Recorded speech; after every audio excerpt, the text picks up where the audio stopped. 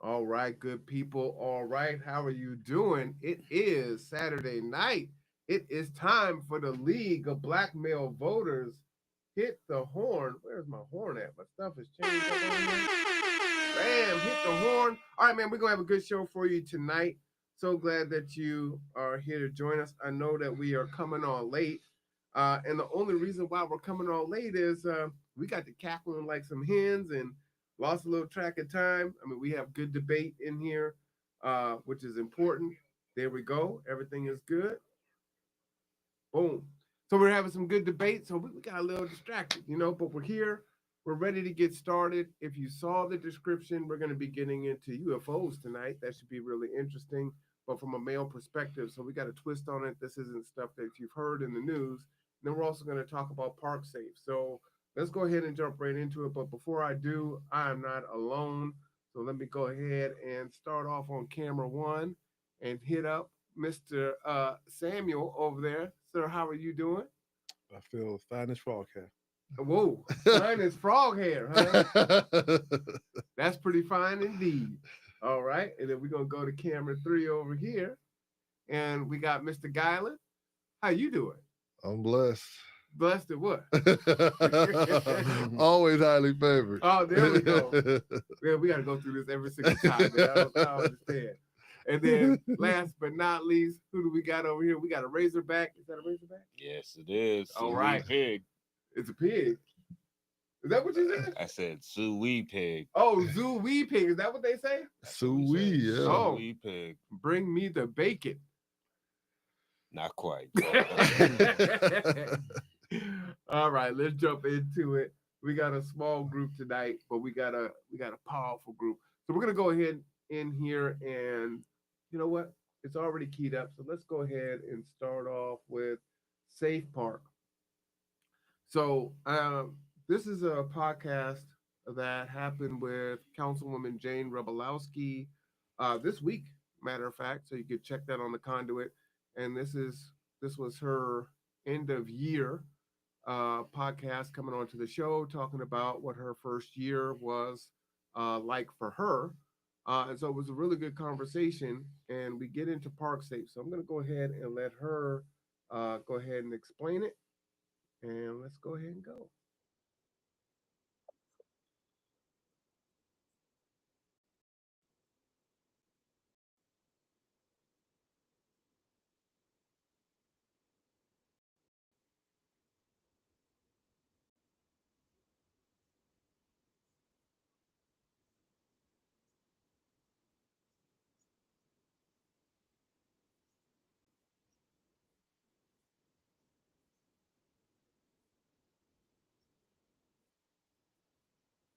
Hold on, sounds like y'all might be able to hear that. Make sure y'all can hear it. Because if you can't hear it, that ain't good, right? I couldn't hear it. That's what happened in our last show. I had to fix it.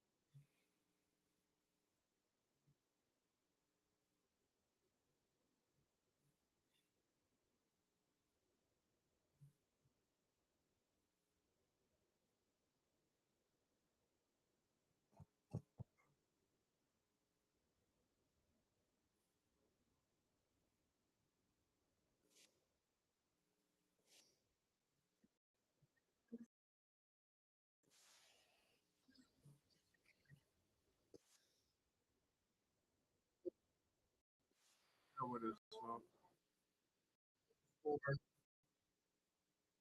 That's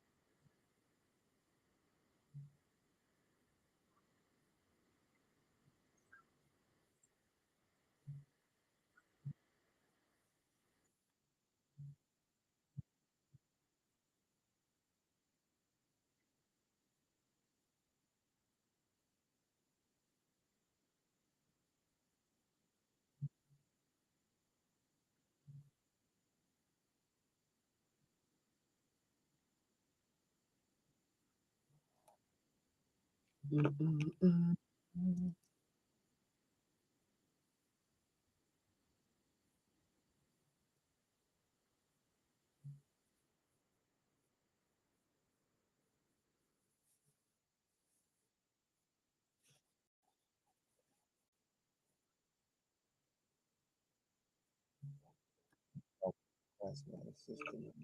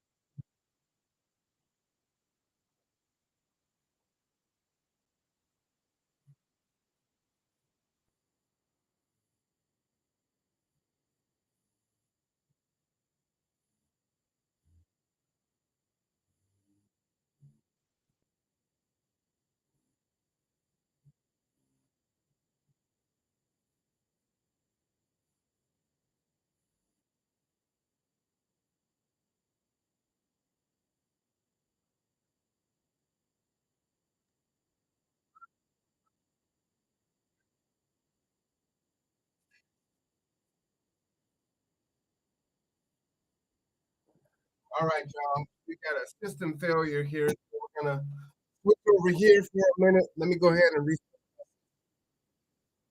let the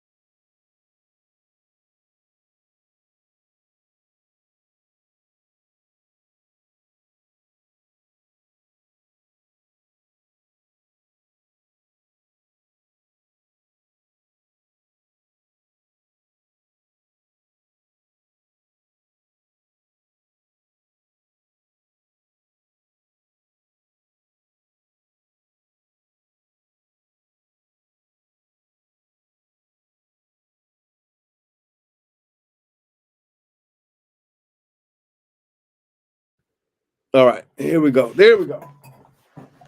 When did it go down? When did I go gray? About a few seconds ago. few seconds ago. Okay, yeah, this thing is, and it booted right back into it. All right, I gotta kill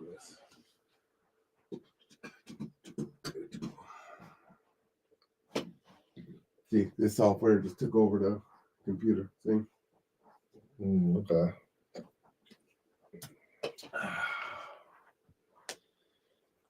Where's my mouse?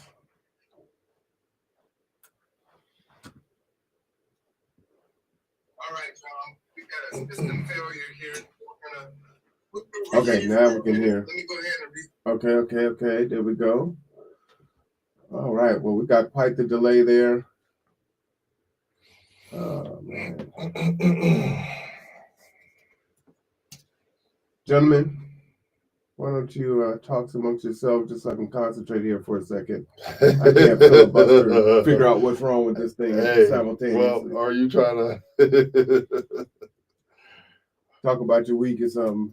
Don't talk about the issue though, because I wanted to play the video so you have context. You know what I'm saying? Yeah. So we still. Yeah. You still going? You live? Oh man. Yeah. See the you live? I can hear you. So go ahead and talk about something, guys, so I can focus on this. Help brother out. Talk about this morning's weather. I'm pretty sure a lot of people in the Remington area woke up to a power outage and falling trees and tree branches and winds whistling. But around noontime to about 2 o'clock in this afternoon, turned out to be a pretty gorgeous day with the sun was out. What do you guys think about it? Yeah, okay. We went out to Denny's for a bread breakers meeting, and it was a couple of trees on the freeway we had to navigate around. But other than that, it's a nice day. Wind is actually doing some damage to the older trees. Yeah, I happened to be actually awake during the windstorm because my sleep patterns are flip-flop, where I sleep during the day, I'm up all night because of work. So as I'm sitting at my computer, I could hear my UBC just clicking and clicking because the wind was trying to take the power out over here. It never went out, but it ain't from lack of trying, that's for sure. And Did you lose power? I lost power, and a lot of my smart home features are tied into my cell phone. Yeah. And so it's kind of like, just makes you kind of think like, well, what happens when the cell phone is dead? You can't power it up. So, but I'm just thankful that it turned out to be That's a real situation, man. It gets real uncomfortable when you lose power, real uncomfortable. But then if you could just imagine that longer than 3-4 days, imagine that over weeks. I don't know what people would do if they had no power for weeks. It's like we lost power for a week once, and it was pretty rough because we're on a septic tank, and so we had to go out and buy water just to flush the toilets down. It was rough for a while, but we got somebody out they had to redo the power line. Like it was actually a bad line underground. They had to find the short and then trench it out and then repair it. And it was a whole thing, but it was rough, but we got through it though. I'm gonna tell you, for me, I just grew up super poor, so not having power, not having heat was standard. Yeah. But at the time, my wife, she wasn't used to that. So by day 3, we had already down at the DoubleTree Inn because she couldn't take it no more. Me, I was just like, look, put a sweater on, throw a blanket over you, read a book. Yeah. But she had to have something with power, especially my son. My son, oh my goodness, when he couldn't play his video games, I mean, he was miserable. So by about day 3, when we were out of power, yeah, we ended up at the hotel where they had lights and heat and stuff. So, I mean, There may come a time when the Yeah. infrastructure just crashes totally, and I Back- hope back people to are the prepared books. for that. Yeah, Back I to the hope people books. remember that them things with the pages in it. That's how. See, my Google was called Encyclopedia Pedia. Britannica, so Yep. that was my Google back in the day. So I think people need to remember that this thing, electricity, is fickle. I think it's good to have an encyclopedia set on standby. I don't even know if they. I mean, It's, do they sell the actual books anymore? It's like I yeah. bet you could get an audio book on it or You something. could get a But set, but you probably have to go on eBay to find it. yeah, you do, because I Or not too long ago I was up in Barnes and Noble, and I'm like, I remember there used to be a lot more books up in here. Now it's like everything has, they have this section now in the Barnes and Noble where it's just audiobooks. yeah. And I'm like, I grew up reading. That's what I do. I grew up reading. I think if you was to find like a really old thrift store, antique store, I'm pretty sure you could probably find a pretty good set. I remember going to a library as a kid, Mm-hmm. and everybody's in the library, and you have to sit there and wait Mm-hmm. and wait and wait. And most times you didn't get a chance to get what you wanted because you had to be home. Yeah, that's how you used to have to do reports. You had to go get the encyclopedia. You had to find the letter that fit your report, what you were doing, and you thumb through that book and do your reports that way.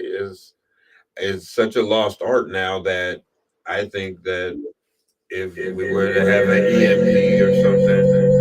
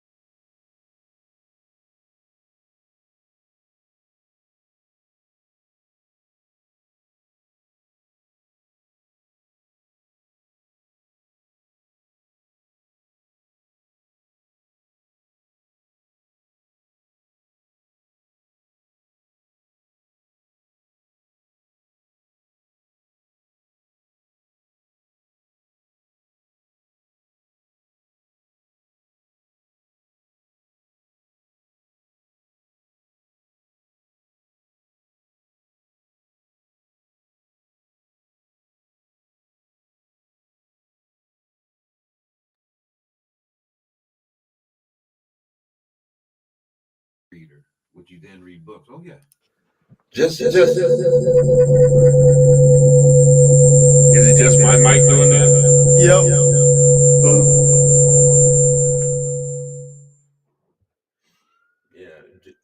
Just because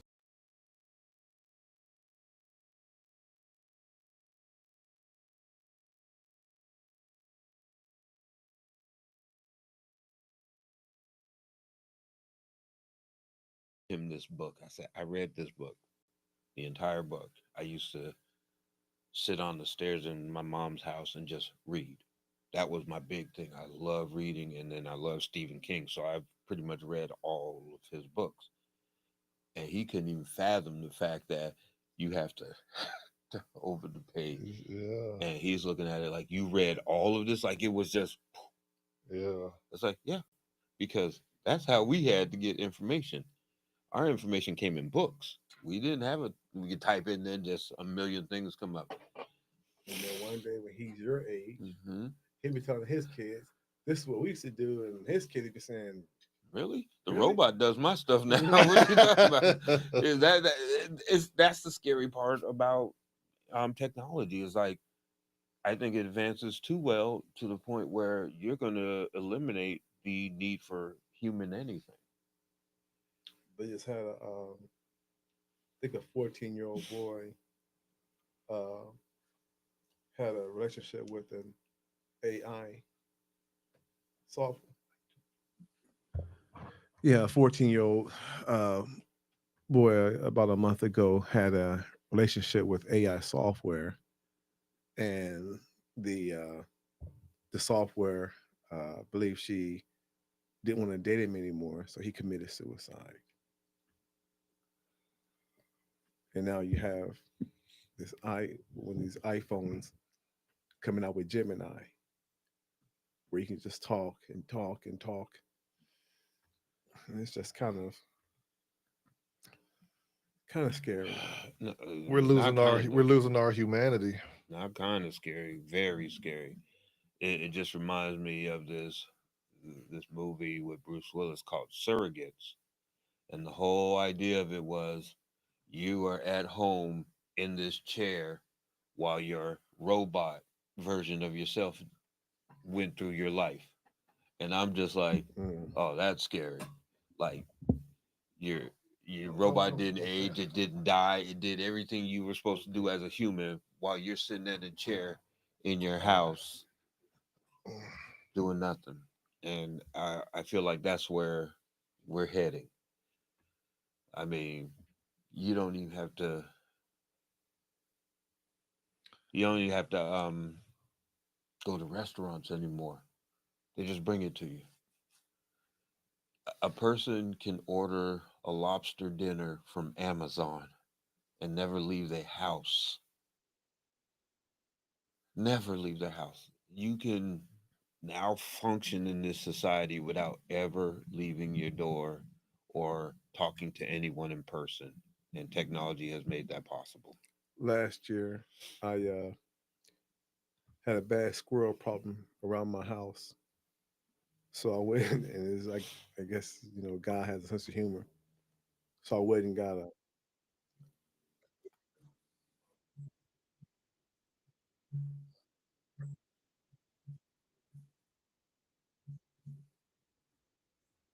We're just checking to see if you guys can hear.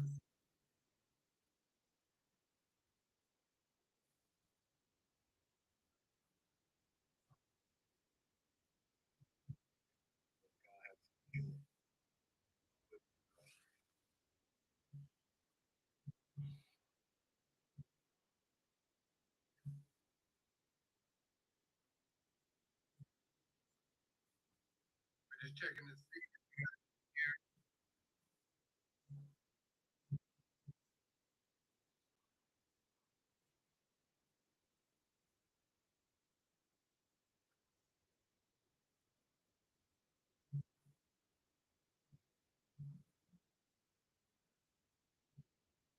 Quality Inn when everybody moves out of there to go to that shelter. I mean, could that be a place that was just rented out rooms for by the week? I don't know. Be great. From the way I understand it, it is tremendously expensive in its current model. I think some things would have to severely. Well, I think Almost there. they do it now, but I don't think it has to be Quality Inn when everybody There moves we out of go. there. Number one to go to that shelter. Finally, sorry y'all. That was epic there. All right, so let's start over here. We're gonna take it from the top, from the tippy, from the tippy. You know, like All right. So I do want to edit this so it's a little bit cleaner. Let me just go in here and do one more thing so I know where my little start time is, because that was terrible. And then I'm gonna ask you, sir, if you will control the camera. Go ahead. You can see it. Why don't you go ahead and push the button so you know who, and just remember in your mind who's talking. So that's you. What number are you? 4. You're 4. You're No, 4? I'm 3. I'm 3. You're 3. Rod is 4. Uh huh. And what Is 1. is one, and then two is the both of y'all together. All right. So can you switch it depending on who's talking? Because I can't pull that software up, but that'll crash my system. All right. So where are you at? I run a separate camera for myself. I could do well. No, we roll. Hey, we rolling.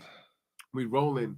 Keep them doggies rolling. Keep them doggies rolling. Rawhide. Don't try to understand them. Y'all know that, huh? Yeah, I grew up on that. Mr. Favor. All right, so we're gonna just put in a little quick.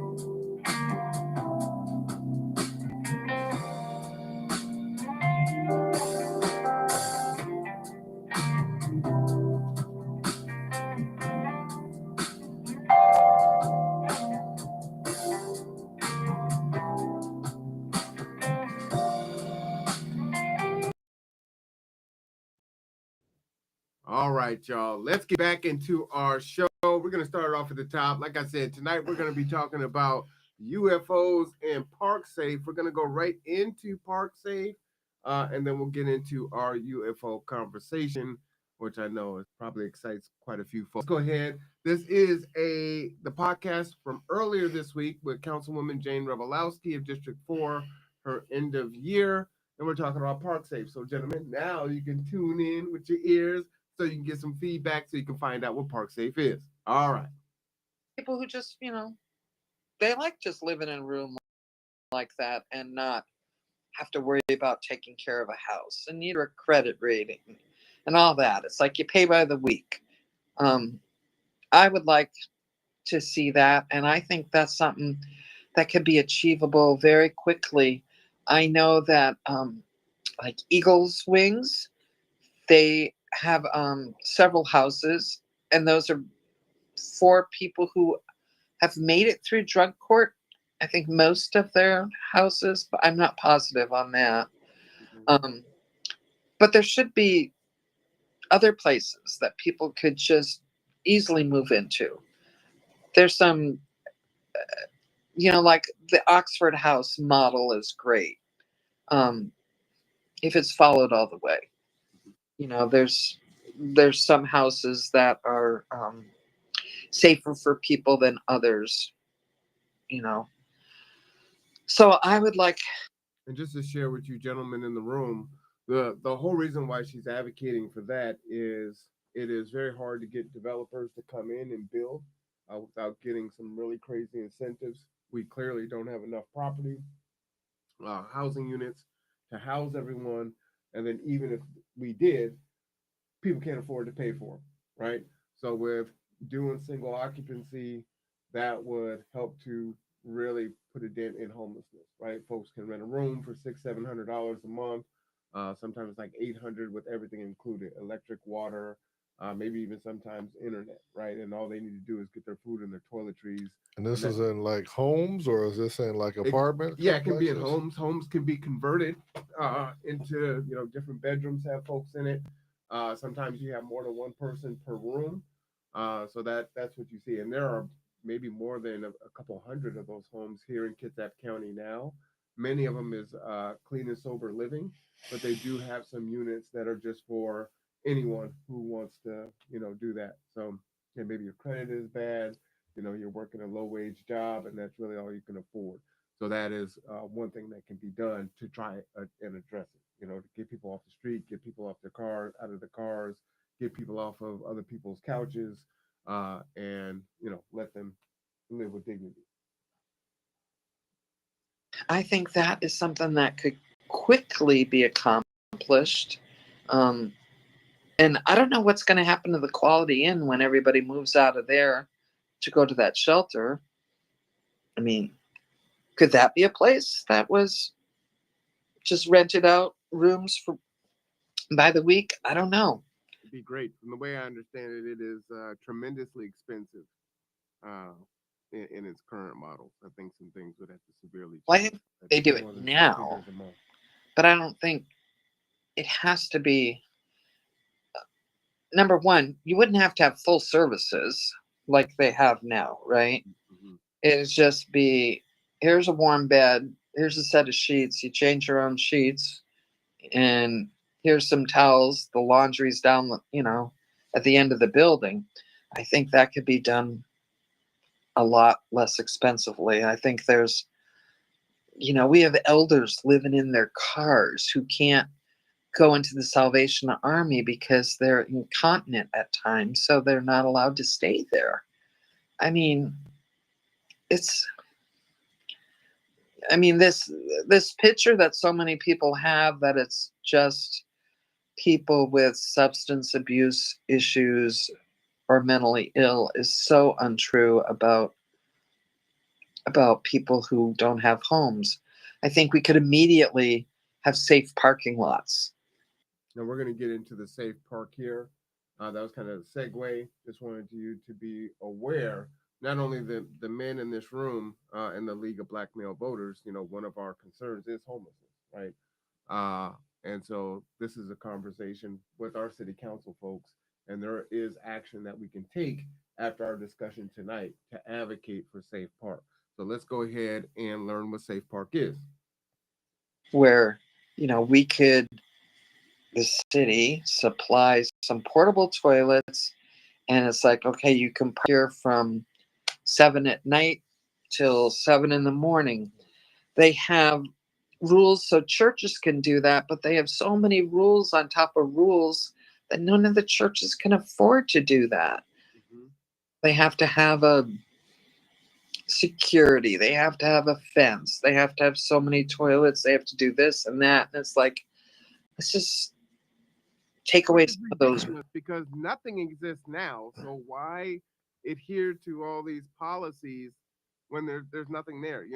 Alter them so that we can Yeah. fill the gap and address the issues immediately. Then we can start to move back to where it was before, if that's even relevant, because it's not relevant now. You guys agree with that? I heard you speaking and talking, Mm-hmm. but I'll have to let it sink in. I just Basically, what I'm saying is until we can get developers in to build new units, to create job programs and training programs, this is something we can do now to to get, address some of the but they need to get rid of the laws, change the laws. change the laws. So that I'm clearly understanding what Safe Park is that for the people who unfortunately have to live in their cars, but they can't find a place where they won't get harassed or ticketed? So you want to create these spaces where, unfortunately, I live in my car. So can I park here, get some sleep, and then go throughout my day? Yep. So that's what Safe Park Yep. is. Okay. And you see it at Right, Walmart, right, right? You right. drive to Walmart late Walmart. at night, you see the folks in the RV or in the back or in the back of the Walmart. But what's real sad is I can tell you, at least in Federal Way, they have now outlawed that, Which and that is hence terrible. Safe Park, right? Yeah. That's why it's needed. I mean, at nighttime, when I first moved to Federal Way, they were just, you saw RVs there, people who just had nowhere to go. But they would also go into Walmart and do their shopping. So I was like, okay, that's pretty smart. And then all of a sudden they say you can't do that. These parking lots are empty that late at night. And I just was like, well, why would they do that? Why would they take that away? The same reason It's- why the churches, which are in neighborhoods, Mm-hmm. the people that are around those neighborhoods don't want that element there. Oh, right? it's more of an element thing. Like, Well, I mean, It's now you have unhoused folks sleeping in their cars, right? Mhm. And you have folks that are literally physically without a domicile, and then you have others that might have mental health issues or substance abuse issues that are all mixed in. And so then that becomes an issue. Because mostly it's just all it takes is one person with mental illness to do something that harms anybody else, and then that blows it all out of proportion. Mm. And they were like, "Oh, well, we don't want that element here," because now instead of looking at the individual who needs help, they just say, "Oh, well, they're all dangerous now." Yep, Okay. exactly. Are you playing more? Yep. Okay, go ahead. Right. Yeah. I mean, not one church has taken us up on it because it's too erroneous. I think St. Paul's used to do it before we put all the rules in place. So who put the rules? Is that Bremerton? Now listen to this.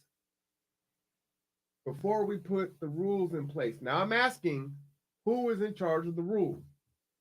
Is it the feds? Is it Olympia? Is it the county? Or is it the city? And is that the county? Yeah, City of Bremerton did.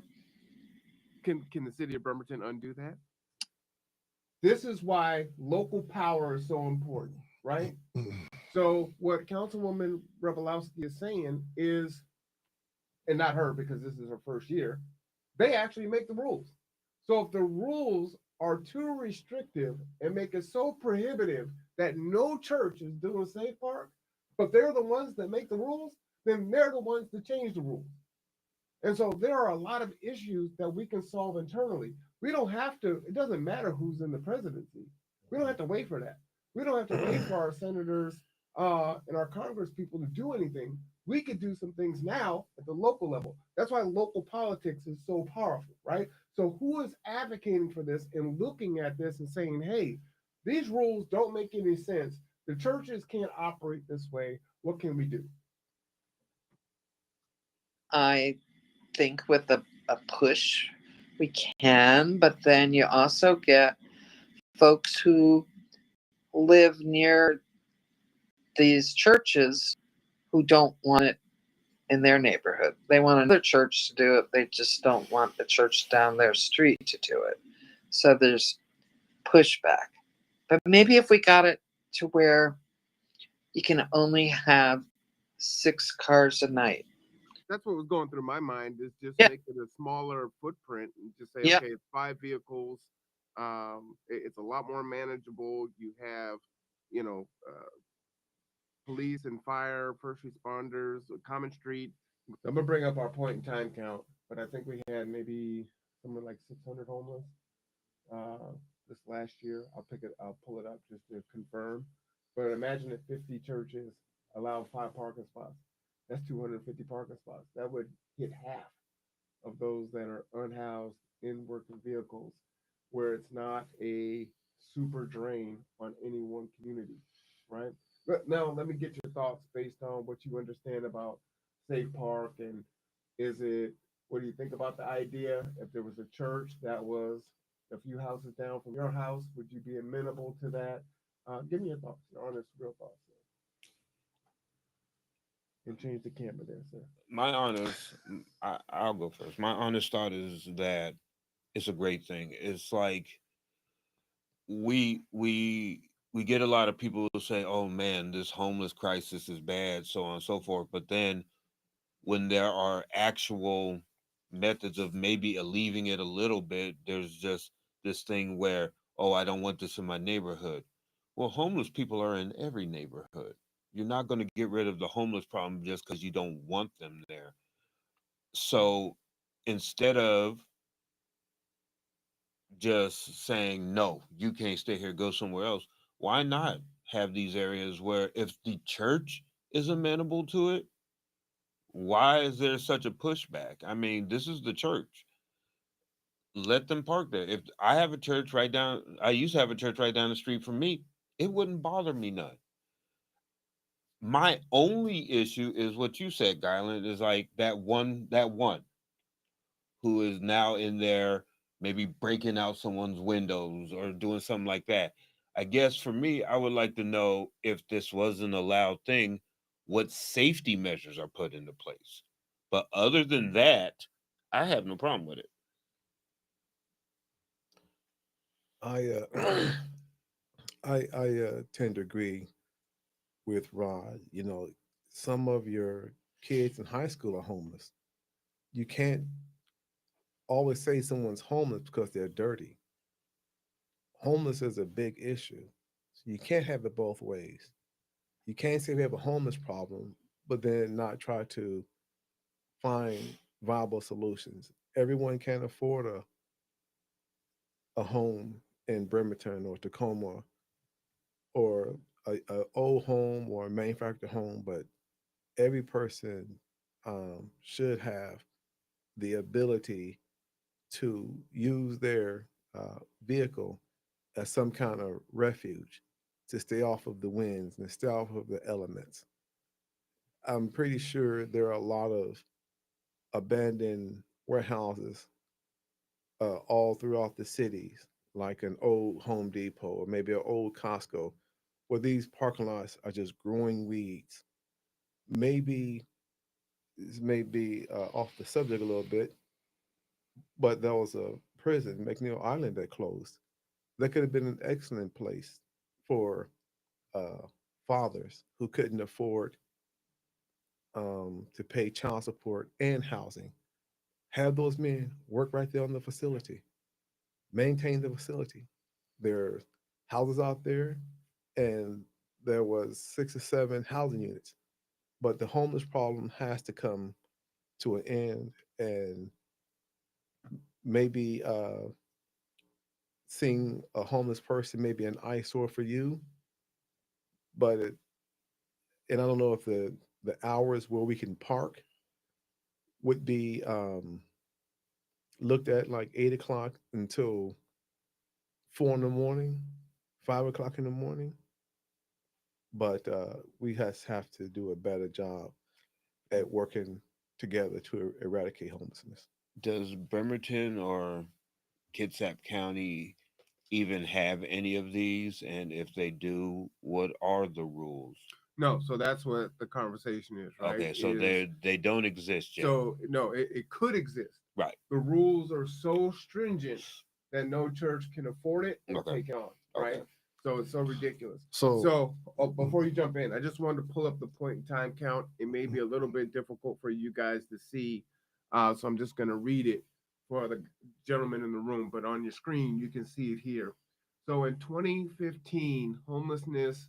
So what the point in time count is in January, a team of scores of individuals agree to go out on one day and count all the unhoused in the county, right?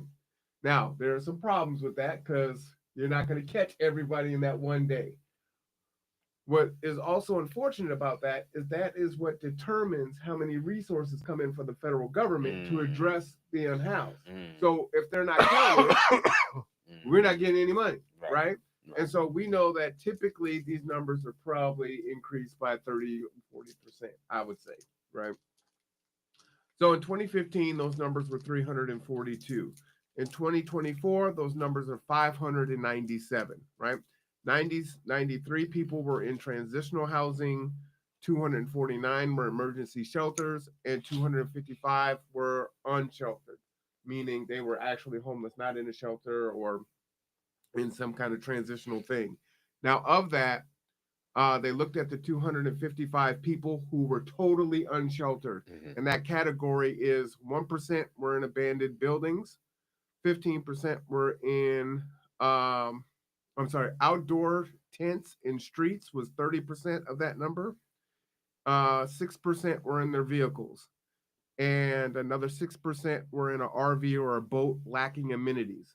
So if we said somewhere around 12% of 255 people, 10% would be 25 plus maybe another 5 or so. So about 30 people. So we wouldn't actually need so many churches to take this on, right? If every church had that took this on, like you had said, five, had 5 you're parking talking about spots. 6 churches, Yeah. right? Or if they did 3, right? It would be 10 churches that could do something like that, have a little reserve. So this could be something that really is doable if the city worked a little bit more carefully with the churches to help them to take that on. Now go ahead and jump in there, Kylan. Is there going to be any kind of security So just or like can or is it up to or is it going to be up to like the church to have a little security or so it would likely be up to the church. You could have, the police, while they're doing their patrol, come through there, just like at Walmart, right? I mean, Yeah. Walmart doesn't typically have 24-hour security. Our Walmart here in Bremerton isn't 24 hours, sadly. Yeah. But when that was allowed, right? yeah? So The maybe police are gonna hiring drive by them, every now and then. or maybe those security And I services say that that you see. I But say that's that money, I say right? that for the safety The police will for do it for free. Well, I mean that's part of their patrol. So I mean, Okay. while they're driving Oh, around, they could just duck do into that there and patrol and come just back out. yeah. I say Okay. that for safety of women. So uh my wife would go and like talk to like the homeless people when they were like doing food, and she said that was a big thing when they uh women would be assaulted if they were in their car by themselves. So they looked at it as like a target, and they said that's just like facts of being homeless or being out in your car by yourself. Well, and this may be They one of said, the things that the churches need to take on, right? So if a church is really a church, and that we can really come down and condemn these churches for uh, acting Christian but not behaving in a Christian way, then it's like you've got a congregate of somewhere between 50 and 300 members, and so you can have 2 or 3 of your men come down and do a rotation, a few nights a week to ensure that those folks are safe. And you could also have a park. Let's say we'll use it. I want to use fictitious church. Church A is a church with just males. Males with vehicles can park at that church. Church B is for women and kids. Church C is for women, men, and kids. Church D, you see what I'm saying? So you yeah, can split it up that way, and that's all who can park in there. So yeah, once you get to the three, and I think there's things like they need to know yeah, who's there, the vehicles registered, yeah, all that stuff, right? yeah, And then you can have some of the members of the church, like I'm gonna come down and just check it out from Just 12 to 2. hmm That's my shift. From 2 yeah, to 4 is your shift, and then you also have the officers that are coming there, right? yeah. And it can be done. Churches are volunteering now from November 1 to March 31st, to open up the severe weather shelter when the temperature dips to 32 degrees or below, right? So they open up their doors, folks can come in, and volunteers are there all night, with the unhoused, right? And so it's something that can easily be done if we diffuse the responsibility so it doesn't break one church, right? Thoughts? Sammy, you look like you were going to say something. Well, I think you probably said it, but I think you probably said it, but I know we're talking about people parking in the church parking lot. What about the churches opening its doors to people to stay inside the church? Because the church is just a modern day hospital. So, what would be the hardship? Like you said, Church A have women and children that sleep inside, and Church A have the men that sleep in parking lots. Church B has families in the parking lot, and so forth. I mean, B or C has the families inside the church, limited amount of families. But I think that again goes back to Guyland's point about that one. So yeah, I'll let the women in here, but then you get the meth out woman who destroys the inside of the church. And once that happens, that church is going to just shut down completely. And so it's one of those slippery slopes where, yeah, that would be ideal, but at the same token, the church is still going to look out for its well being and things like that. Well, not to Oh, challenge that, but let me No, no, just no, please, no. please So, but I challenge. just I just looking at okay. So we have a society now where men um, identify as a woman, but I'm just saying I'm a woman. Mm-hmm. So now I can go into a Walmart bathroom just dressed as a woman, Mm-hmm. and no one says anything to me. But yet, a mother is entrusting her 7-year-old daughter to go in the bathroom, and she's thinking, "Wash your hands," not knowing that this person who just poses as a woman can go in there and alter that poor life child. We can make the boogeyman as real and scary as we want him to be, and like I said, I just think it's kind of, we look at all the things that could go wrong before we just even take a chance to say, let's try it with one church, just one church. And I'm with you. Then the question becomes, then why out of all the churches, and we're not just talking about black churches, we're talking about all churches, synagogues, mosques, and such, why is that not happening? I think we'd have to.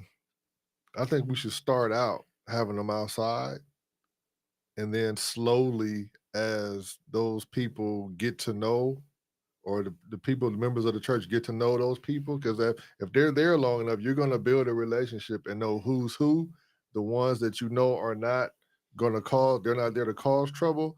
Allow them to come in and sleep inside the church. But it's going to have to be, I think, a starting point would be to have them outside until that trust is built. Got you. All right. And then that's what we're talking about, right? We're really talking about Park Safe as the first solution, right? That is something, it would be great. We love everyone to open up their doors, and we could work to that. I agree with Guyland in that. Right now, we're just talking about Just getting them establishing Park Safe. so they're not getting towed, so they're not getting tickets, so they're not being harassed just trying to get a night's sleep somewhere. Yeah, I mean, I think it's a fantastic idea, and I'm actually surprised that it's so difficult to execute it, because it seems like it should be easy. I know there's a lot of rules and whatnot tacked onto it, but it seems like this is a nice little easy way to start something. But maybe I'm naive on that. I don't know. Oh, no, well, only in the sense that the rules are so tough, right? They have to have this, pretty in-depth standard operating procedures guide, right? What happens if someone, starts destroying property or has a mental health episode? What happens if someone overdoses and needs to have Narcan? What happens if there's a sexual assault? What happens if the car breaks down? What happens if the person doesn't, like, there's all these contingencies, right? And so when a church starts reading that, and in many of the churches that we belong to, or folks that we know, that are smaller congregations that don't have the bandwidth or the finances to create that, right? They're struggling to just keep their doors open as it is. I get it. So, what is the difference in the rules if I park alongside the street where you would normally park, or I park in the church? Like on Saturdays, parking is free, like in some places, right? Right. So I'll park there on Saturday, but Uh, you're still going to get harassed for sleeping there and whatnot. Are the rules the same, or is it just when a church does it, they're Well, because tacking it's on on rules? private property, right? Okay, It's on their okay, property, which is what caused the difference. okay. And some of these churches, their parking lots are locked. Like they have gates. Once you Mhm. like, it may not be gated at the entrance. Like some is gated at the entrance, some is gated as you go in, and it has uh a bar that goes across and is locked. So Okay. to allow them, and like it is private property, but they would be, for the most part, in some of those locked areas, they would be pretty much safe, or from anything outside. Mhm. It's just what they do inside the parking lot is going to come up to be the main issue Okay. at that point.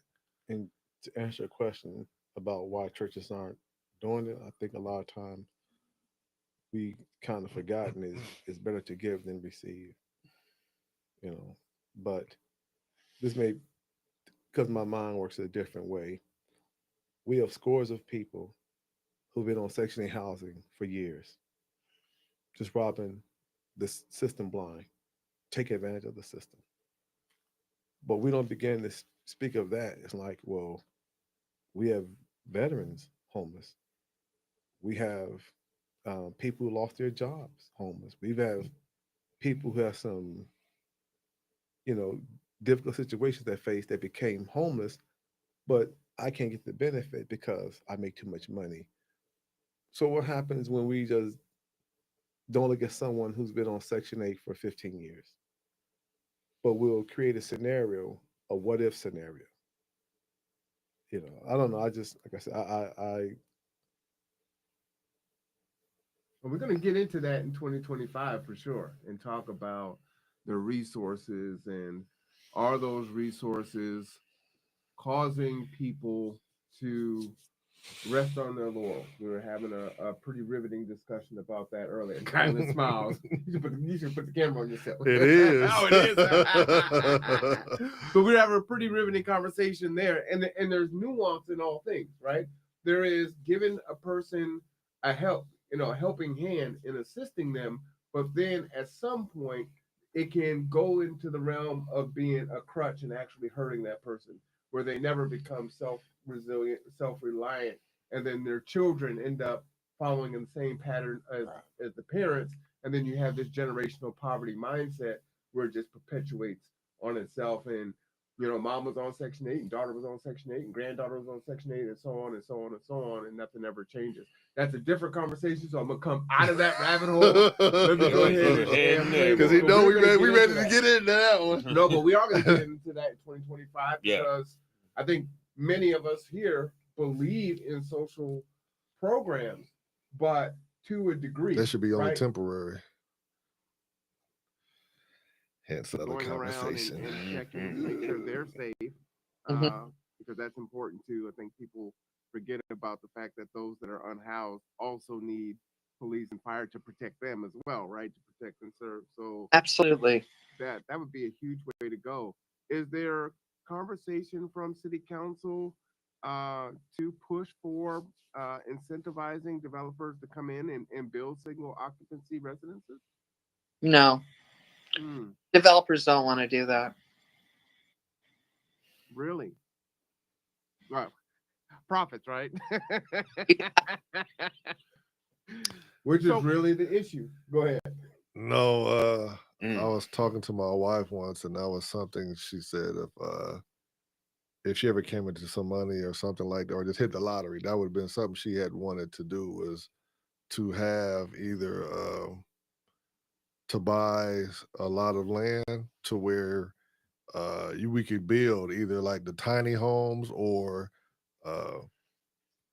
individual, like you said, rooms to where people can have those facilities to allow them to live and have their own space with dignity.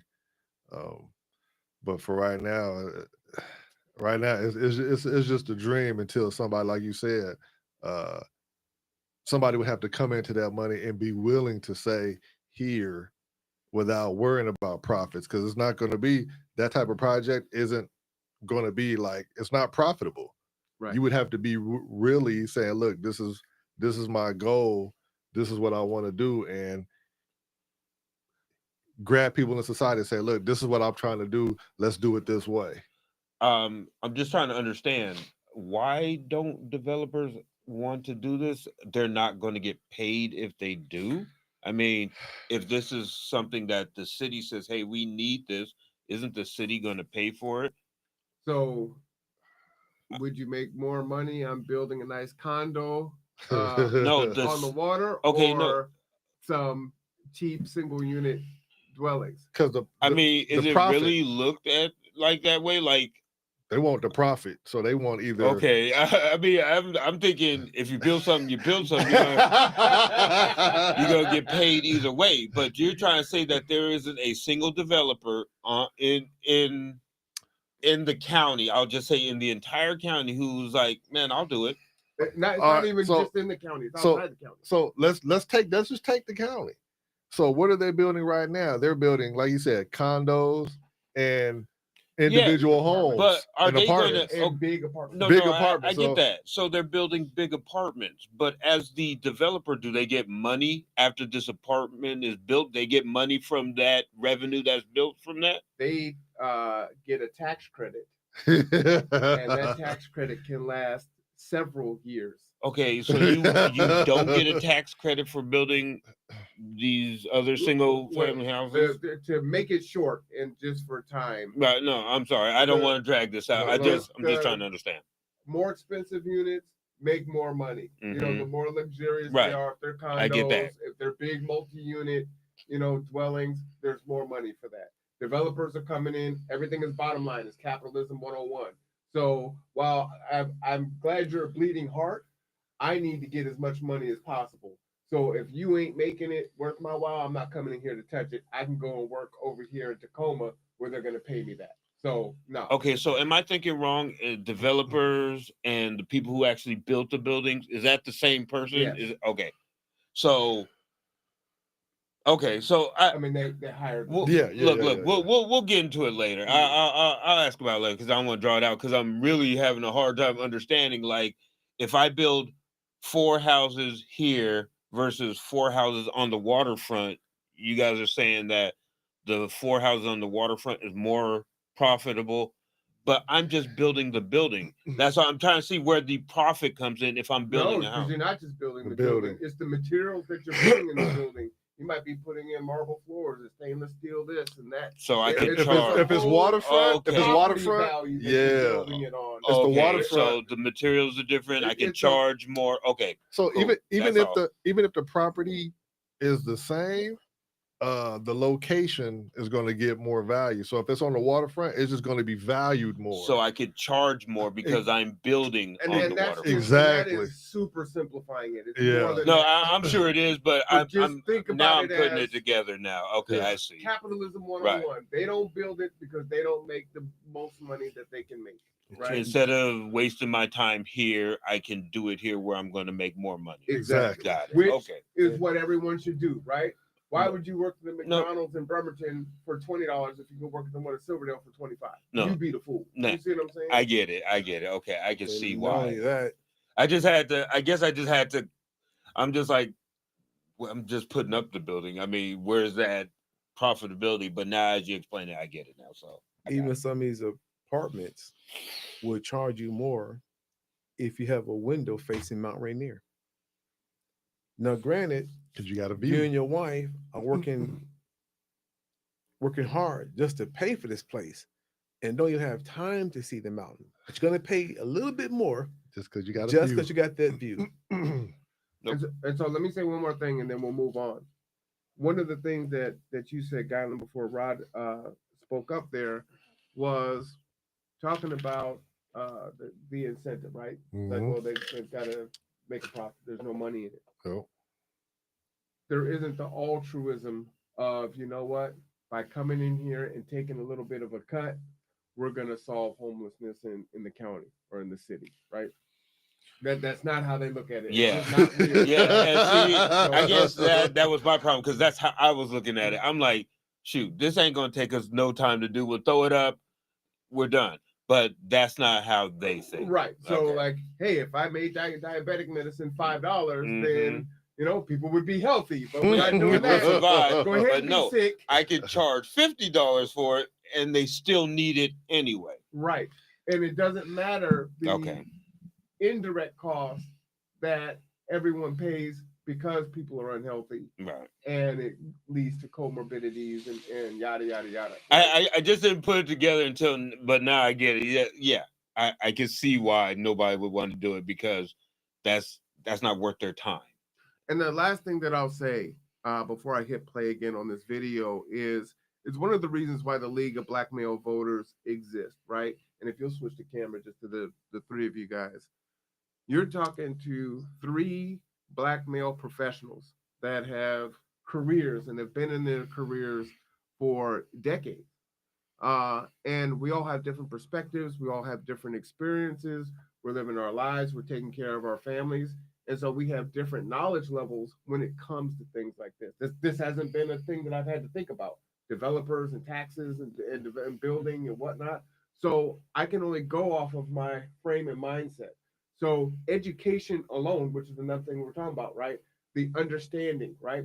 Do we want to know? Do we want to learn? Why would I want to learn about that? You know what I'm saying? Why is that important to learn this? I got other things I need to learn. I might need to learn Bible. I need to learn whatever that is that's important. This is because, well, my daughter lives in this town, and I want her to be safe when we don't let her catch the bus, the public transit, and go down to Defy, right? She has to be driven down there. She's 13. But when I was 13, I was in Seattle going from Rainier Beach to the Central District, right? From hood to hood, Mhm. and it wasn't an issue, but it was a different time, right? Mhm. And so if we want to somehow get back to that, then we have to make time for these things and educate ourselves and educate the community on that. So it's another goal of the leap. So I just wanted to put that in there Right. as one of those intangibles that people may not see as we get caught up in the minutia of an argument that may seem misogynist to some in the community because we're advocating for men's rights or whatever the case may be. But it's so much more than that, right? When you dig down into it. Oh, is there a way that we I could do it think ourselves? apartments, over and a month. How do we do it ourselves? Is there a way that we could do it ourselves? I think maybe if we talk to those of us who attend church, which I do not, um, but I do know a lot of people who do, is talking to your own congregation and asking, hey, do you think we could sponsor 5 cars a night? And do we have a volunteer that will come through with a flashlight at 11 and somebody else who will come through at 4 in the morning just to make sure everything's cool and do that? And then I think once we get a few that are willing to do it like a small thing, it would be a lot easier for council to try to strongly encourage a change in our current setup. I wonder if our good folks that manage the severe weather shelter with the county might be willing to help there. And, when the shelter is closed, maybe pilot, 2 or 3 churches and just kind of show them what that's like, right? Because they don't need 24-hour staff, but they Right. know what it takes to kind of keep that, keep it going. That could be an idea. Yeah. And then Just you pause also for a think second because this is what collective action is, right? This is me, a public citizen, Joe Blow, talking to my councilwoman who is in my district, right? She's the one who beat me during the election. Talking to my councilwoman and speaking about an issue that's important to me. And now we're brainstorming what we can do about it, right? And she's saying, well, let me try to give you some ways on how this might happen, right? That's what power is. That's what collective action is, right? This just happened this week. Now the 4 of us are sitting here having this discussion and it's starting to ripple out, right? That's the power that we have. about the folks who were staying in church's parking lot, they might be able to get a line on a better rental or a better job or another job, because I'd say a lot of folks who are living in their cars are not working a 9 to 5 40-hour work week. They're struggling making money wherever they can. And some are actually, and some just don't have first. Well, see, I mean, these are the ideas that come up just from having conversation. Yeah. So you were sharing like city councils tonight. There's 300 pages. How does this get on to a study session? Could be a topic of conversation.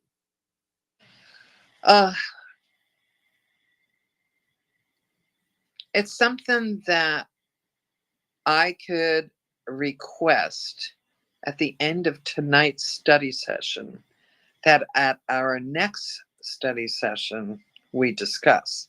All And I right. would have to So have let's stop there and let's go to city council study session. Nominates me on Thursday, January 2nd. So this was literally an hour and a half later. Okay, thank you. Well, several hours later because the I didn't end know of about study this session. tradition, Study so I session got started at 5. So I have a different good of the order. Okay, You're done with your. you made it less than a minute. That was I very know. efficient. Thank you. I would like to have a discussion at the next study session, or sooner if we could, about lowering the onerous rules for like a church to host a safe parking, spot. Maybe we just allow them to have 5 cars, but they don't have to go through the whole big security plan and the fencing and everything.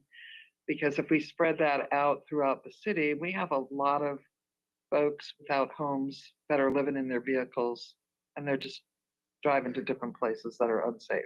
And I think we should discuss modifying those rules. Okay. So, Now, I just want to pause and get your thoughts on that. She and I had a discussion a couple hours later. She's at city council talking with the other council folks, just as she promised she would. And those are the different districts, or Yep. Those Oh, are all the okay. districts in the city of Bremerton. It's actually refreshing to see a council person or Keep their word. government official Yeah. say, I'm going to do this, and then they do it. It's like, okay, so she's serious. The discussions that we had weren't just window dressing or anything like that. We're having a great discussion about an issue. She came up with a tentative solution, and then she enacted that very solution the minute she could. That's awesome to see. I'm sorry. I'm not used to seeing. I didn't even think you were gonna pull up something like that, because I'm just like, wow, she actually brought it up exactly how you guys discussed it. She didn't change it or nothing. She was like, yeah, 5 parking spots, blah blah blah. Mhm. This is what I would always hope discussions with your council people would go. They pick up information from their constituents, and it's automatically brought to the next available time they can bring that thing to. I know that you get busy, but look at that. She did exactly what she said she was going to do. Samuel? I have to agree with Ron. A lot of times, people say I'm doing this and I'm fighting for you, and people hide behind slogans and they slap hands and they kiss babies and slap backs. But when you see someone, when you Slap the back. Yeah. but when you talk to someone and they're already addressing the issue word for word with the same uh, um, feeling inside, it is refreshing to know that I'm not homeless, but it's just good to see that someone is fighting for the homeless. And if someone wants to help, then we have someone that's fighting for us. Tyler? It's just good to see somebody be a person of their word. In a nutshell, actions speak louder than words, and she did what she said she was gonna do. So you can't get no better than that. Yeah, you really can. That's the best outcome you could have. So shout out to Jane. Indeed. Now you're burying the lead. And the lead that I want you guys to see is how powerful we are individually, right? This happened because of a discussion and a question that I asked her, right? And this is where that led. This is one person that said, hey, this, okay, let's move it forward. And now she's in front of city council, right? So this is the power that we have. And piggybacking on what Samuel said, right? With the slogans and the back clapping and all that, right? There's a lot of apathy that has developed in our community in particular. Yes. Especially with men, because it's like, look, we gotta survive and provide for our family, regardless whether they keep their word or they're blowing smoke. We got to do what we got to do and just charge ahead. It's great if they do, but typically I ain't even got time for it because they're full of crap, right? So we're just gonna just keep on keeping on. But they want us to be apathetic. They don't want us to participate in the republic, in this democracy, right? But when we do make our voices heard, there's the action. Now, I'm not saying that this is going to translate into Safe Park, but this is the step. And this is one person with the backing of the league to make that happen, right? So what happens when we all collectively use our voice? Right. And I think this is good for our people to see that our voice does carry. And it has to start somewhere. You have to ask somebody to something. And now, like I said, I can wholeheartedly admit I'm one of the apathetic people, because I feel like we ask for things and it never comes to fruition anyway. So whatever. I'm just gonna provide for my family, survive in this world, and move on. But to see my brother here talking to a person who he was in opposition with, and they still can come together, discuss something, have positive discussion about it, and then watch her put it into action. This man who ran against her, and she's like, yeah, that's a good idea. I'll take that to my people. And then she does it. This has to be seen by us, especially as black males. It you don't have to break a window, pick it, throw these, throw that. You just have to have a conversation every now and then. Get an understanding ear, and then put your trust in the system. Like you said, maybe nothing comes of it, but you saw a wheel turn. And that's what we need to see as people. We need to see a wheel turn.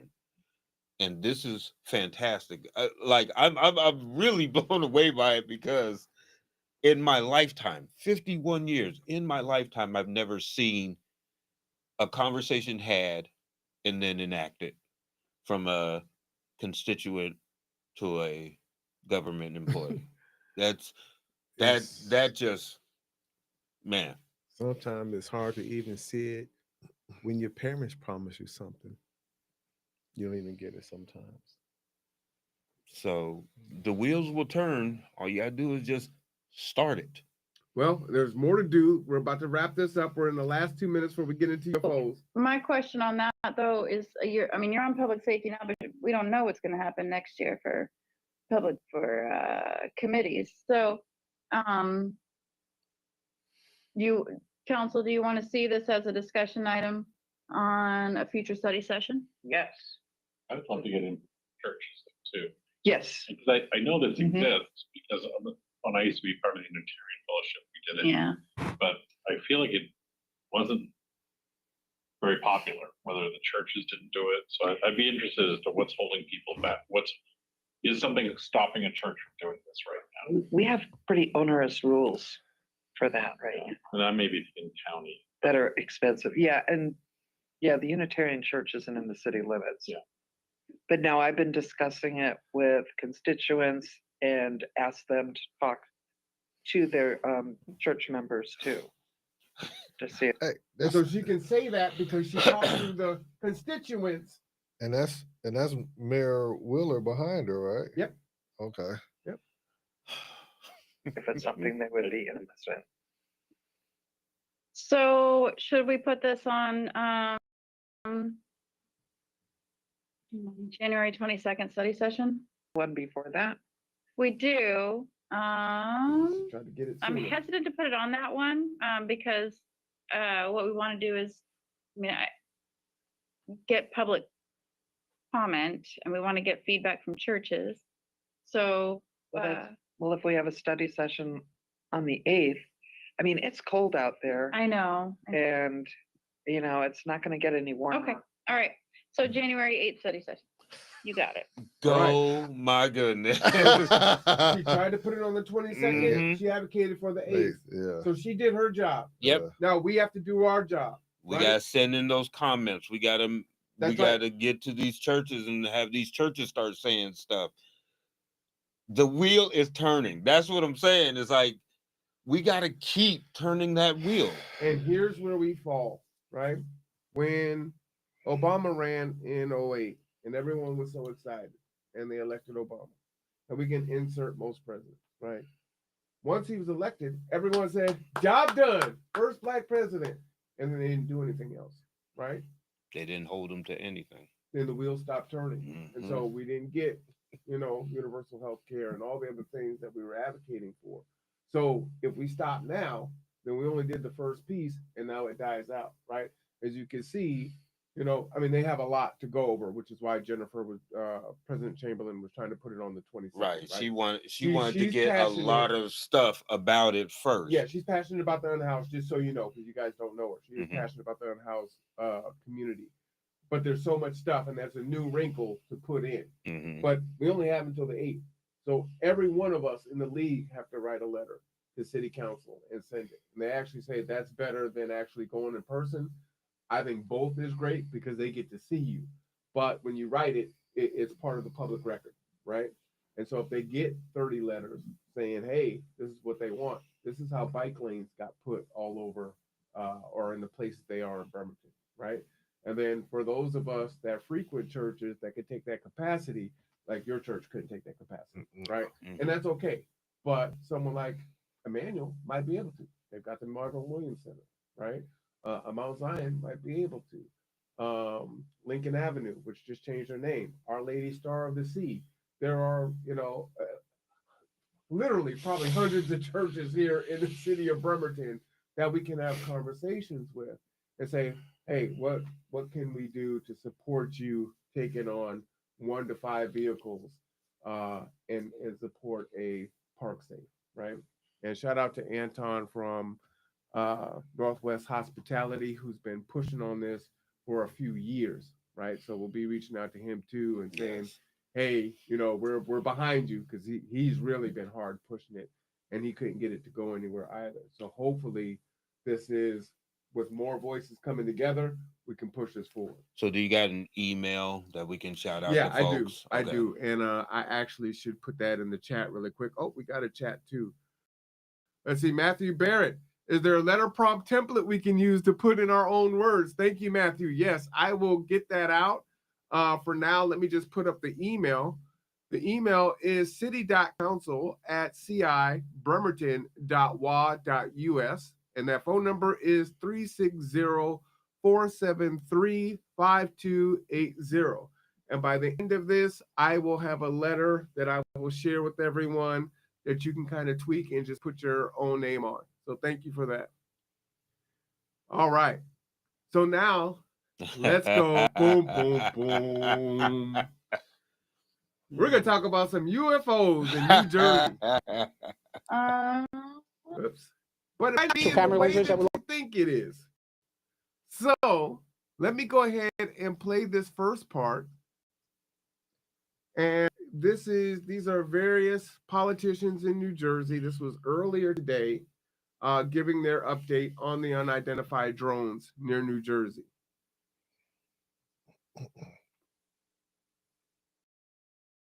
Looking at that they're up there and trying to convince the homeowners that that's right. So some of it's difficult on the other side. So we want to make sure we're just fair, reasonable, and let's deal with just the facts. Thank you very much, Sheriff Colvin. Yeah. Thank you, Sheriff Mastronardi, and I want to thank Congressman Smith for your tireless effort. When your constituents have a problem in Monmouth and Ocean County, Congressman Smith is always there, and we have a problem, right? We have a number of reports that had occurred over a month ago in North Jersey, has worked its way down to Monmouth and Ocean County, continues night after night to be a problem and an issue for our residents. And as the Congressman said, our own military personnel from 2 different locations, Picatinny Arsenal and Naval Weapons Station Earl, as well as numerous first responders and public safety people, have identified these objects in the air. So for Washington to just shun off those type of issues and say it's all planes, right, is not good enough. And I know Congressman Smith is taking it to it. I want to thank, though, Colonel Callahan and the New Jersey State Police and our Office of Homeland Security Preparedness here in New Jersey, because they're doing all they can with the limited amount of technology and limited resources to monitor the situation, to provide real-time dashboards and data to all of the counties involved. And I think they're doing a fantastic job in doing so. But again, they're limited. Part of our conversations with Congressman Smith early on, as he knows, was we need to have our legislation keep pace with the laws and the operation of drones. It has not, right? We know that the FAA and the federal government is solely in charge of the airways and of the drone operations as we see it today. We're calling upon Congress, and Congressman Smith is leading the way, to modify legislation so that not just 3 federal agencies are able to have drone detection and de-drone equipment, right? To be able to put that hands in the state policing units around the country. This is a national public safety and security issue, right? If they aren't foreign drones, then it is a state public safety issue. In order for the state to react, state policing units from around the country will need new technology to detect drones, recreational or commercial. They will need laws that assist them in be able to de-drone, right? That means if we have large-scale gatherings that don't involve our federal partners, we must be able to monitor any of those drone actions above those gatherings and take action, right? And the only way to do that is to change the federal laws that we see today to keep up with the technology and to make sure that those laws keep up with the pace of growth and deployments. We have drone delivery systems going commercially. We see Amazon and Walmart, all of our corporations, right, expanding for drone technology. But what we don't see are the laws and rules and regulations to keep up with that. That's why in my letter transmitted to Congressman Smith, it had several points. One of those points in there, commercial or retail regulation, all have to show up on some type of map so that our first responders know that they're there. It can't be voluntary. It can't be an app that a private organization in Airware has made up. It's very useful. It's good, but it's not coming off the FAA radar. So the FAA has to step up. They have to integrate that technology for drone detection into the FAA maps that we see today. Not only that, we have to continue and press upon the fact that our federal government right now, because of those laws, as Congressman knows, is the only way that we're going to get resolved to these issues today. They're the only ones that have the technology, they're the only ones that have the law, and they're the only ones that can come in here and identify the sources. Because again, at the state level, county and local, we don't have that tech, we don't have the authority to even. All right, so I'm gonna stop it there. You've heard what's going on. Many of us have been watching the news. We know that these drones have been seen for almost a month now over Jersey, but it's not just Jersey. It's been some other places, but Jersey has been the biggest place that it's been seen. What? No, I wanted to know who wanted to speak on it first. Oh, I'll get that. Oh, okay. I wanted to give my first take on it, but I actually want to get you guys' take on it first because I got some serious thoughts on this, and I think it's going to take people way left. So, who wants to jump into this fray first and say what they think it is? No, I'm last. Because I'm going to take this conversation to a whole different place. I don't know. I'm about to have to go after you. It just depends on which way you got, how far left or what direction to go. And well, what are you thinking? What do you think it is, Galen? You already started. I'm not 100% sure. So it could be a lot of different things. Because like he said, drones are private, commercial, military. So some laws might need to change in order for the state to different states to be able to deal with issues as they come up. So that means they're going to change some legislation. All right, who's next? I'll step up on this one because I have a story about it. So when Marwan first brought it to my attention about these drones, I'm like, so what? They're drones. And then he's like, no, these are drones that are the size of SUVs. So now I'm like, okay, that's big. Let me see what this is about. And I'm watching, I'm learning all this stuff. I think the one thing that really stuck out with me is that I heard a lot of, we don't know. How is that even possible that you can have things in American airspace and you have no idea what's going on, whether it's a drone or not, whether it's commercial or privately owned? How is it that you don't know? This is what feeds into hysteria, because you're saying you don't know. So now you got your UFO conspiracists firing off their UFO things. It had me so shook as how much Marwan had me. And y'all don't know the relationship that Marwan and I have, but this fool like to get my head going on stuff, and he's like, man, monitor that stuff. Let me know if something happens. We got to be ready. I'm driving to work Wednesday, and one of the roads I take is Des Moines Memorial Drive and Marina Way, and that is right on the flight path to SeaTac Airport. I'm driving, I look up, and there's like a cluster of lights up in the air. Before this drone stuff, I know that that's just when SeaTac is backed up, the planes fly around until they can land. But I have watched so much drone footage and heard I don't know so much. I'm getting ready to call Marwan and say, bruh, the drones are out here too. But then I had to catch myself. That's that hysteria. So when you have a government who wants to play everything so secretive that they're standing in front of the American people talking about we don't know. How is it that you are allowing, if a plane flies in the air at the same time as Air Force One, they scramble jets without hesitation. Just boom, boom. You got jets on you that quick. Several drones are seen flying over military installations over in New Jersey, and not one jet scrambled, not one. You are really affecting people by not saying anything. And if you don't know for real, send something up. At least show me that you're trying to identify it. But keep telling me we don't know, we don't think they're a threat. You don't think. These drones are big as SUVs. You can carry a tactical nuke if they wanted to. But we don't think? Why don't we know? That's my big thing, is the I don't know. Charles? Boy, you want to call him by his name this week? At least once? Call him by his name? He was Look, 7 man, names. I'm trying to write the letter. 7 names listen here. to you. 7 names. Focus on the letter, bro. Charge it to my heart. Focus on the letter, Charge bro. it to my head. What is it? Focus on the letter. See? Let me just stop talking. Charge it to something. I'm Rod. No, after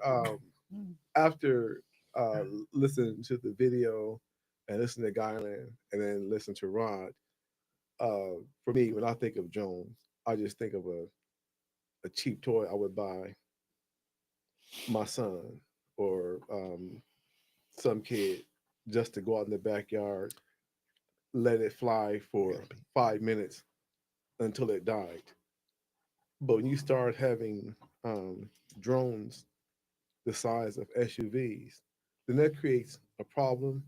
It creates not only hysteria, but it creates where people don't have confidence in the government. So then what happens is people start speculating or people take things into their own hands.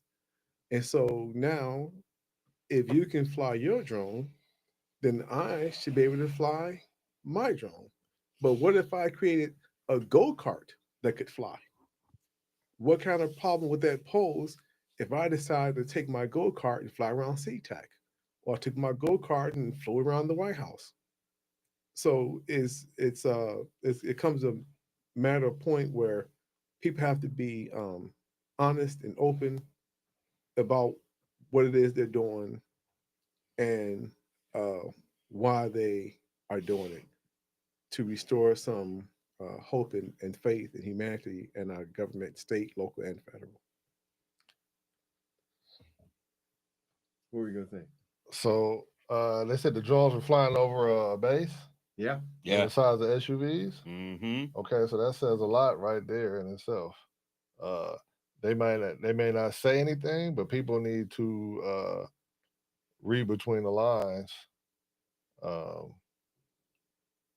Those drones are probably military grade, and that's probably why they're not saying anything, because they're not allowed to say anything. People need to really see if they're flying over a military base, then and was it in the middle of the day or like at night? No, But there's about 50 of these So things they doing coming testing out of the water and then going to the base and over neighborhoods and everywhere else. Okay, so yeah, see, that's the thing. It wasn't just over naval bases; they were everywhere. They were coming from the water. Yeah, from the Atlantic. Yeah, coming out of the water from the Atlantic, from the East Coast, and it's out of the water, and then all over New Jersey. I'll pull up a map so you can see. Yeah, I think. Yeah, but they were saying that there were some that were hovering over military bases as well. And okay, I'm okay with it if it's a military thing, you want to keep quiet, but you can't be running that and say you don't know, because then you don't have a lot of people who know how to read between the lines.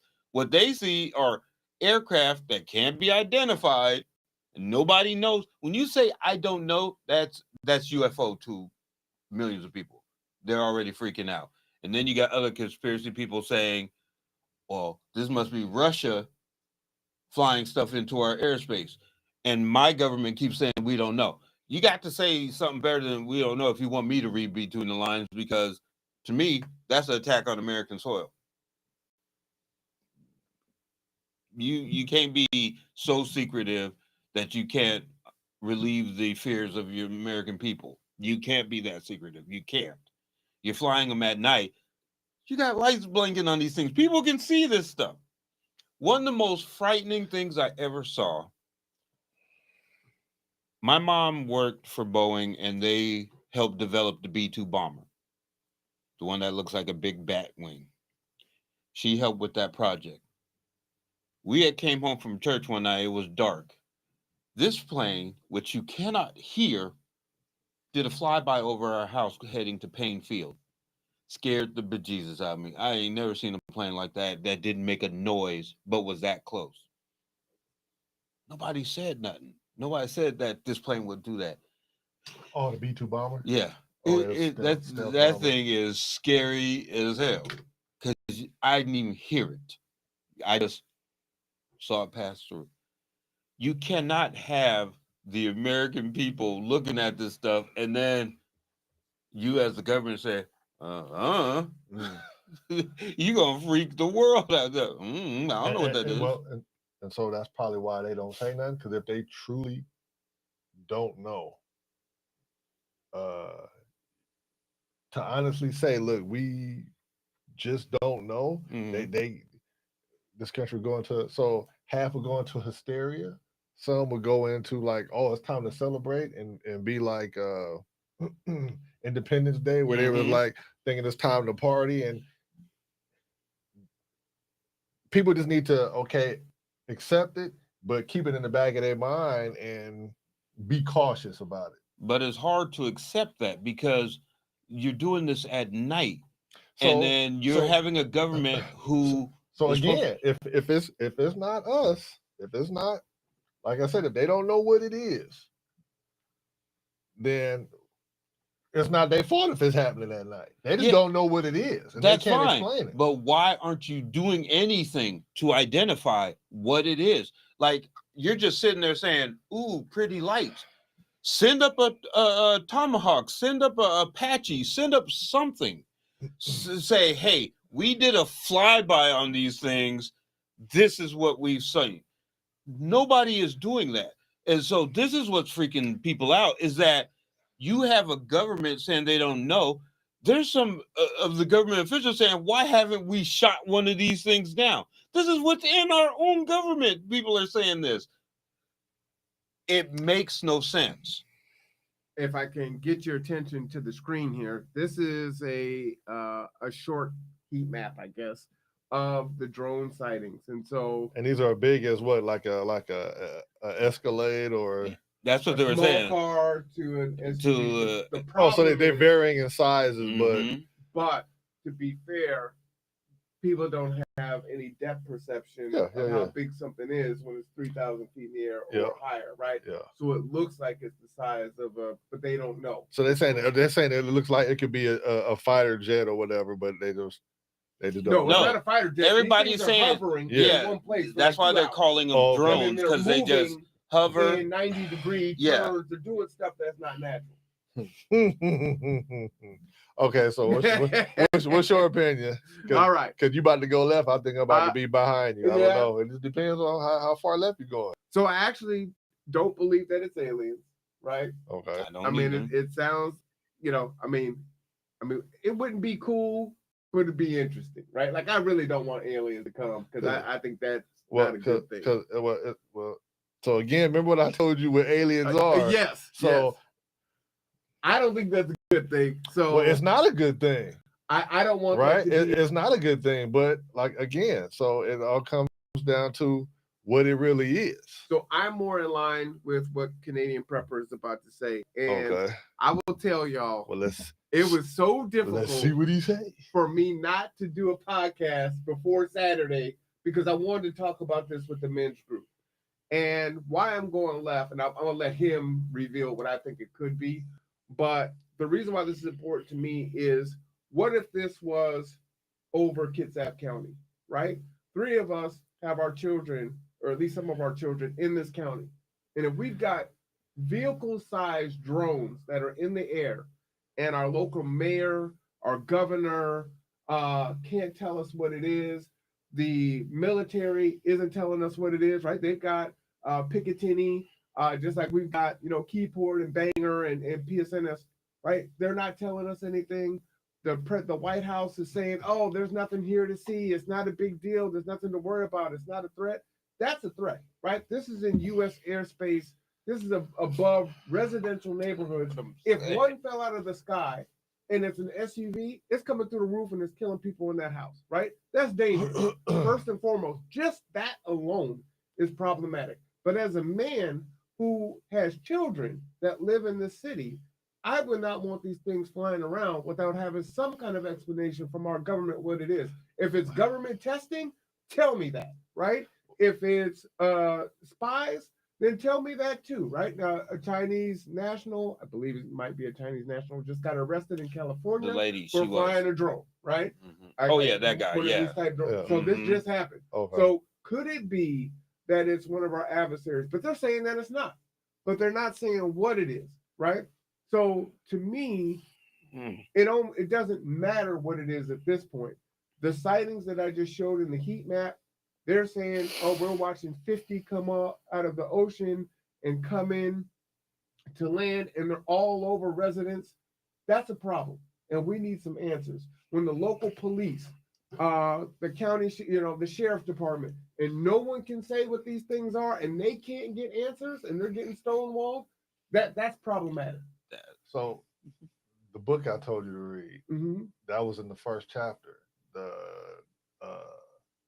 guy said he seen one come out of the water in front of the thing they were in. Yeah.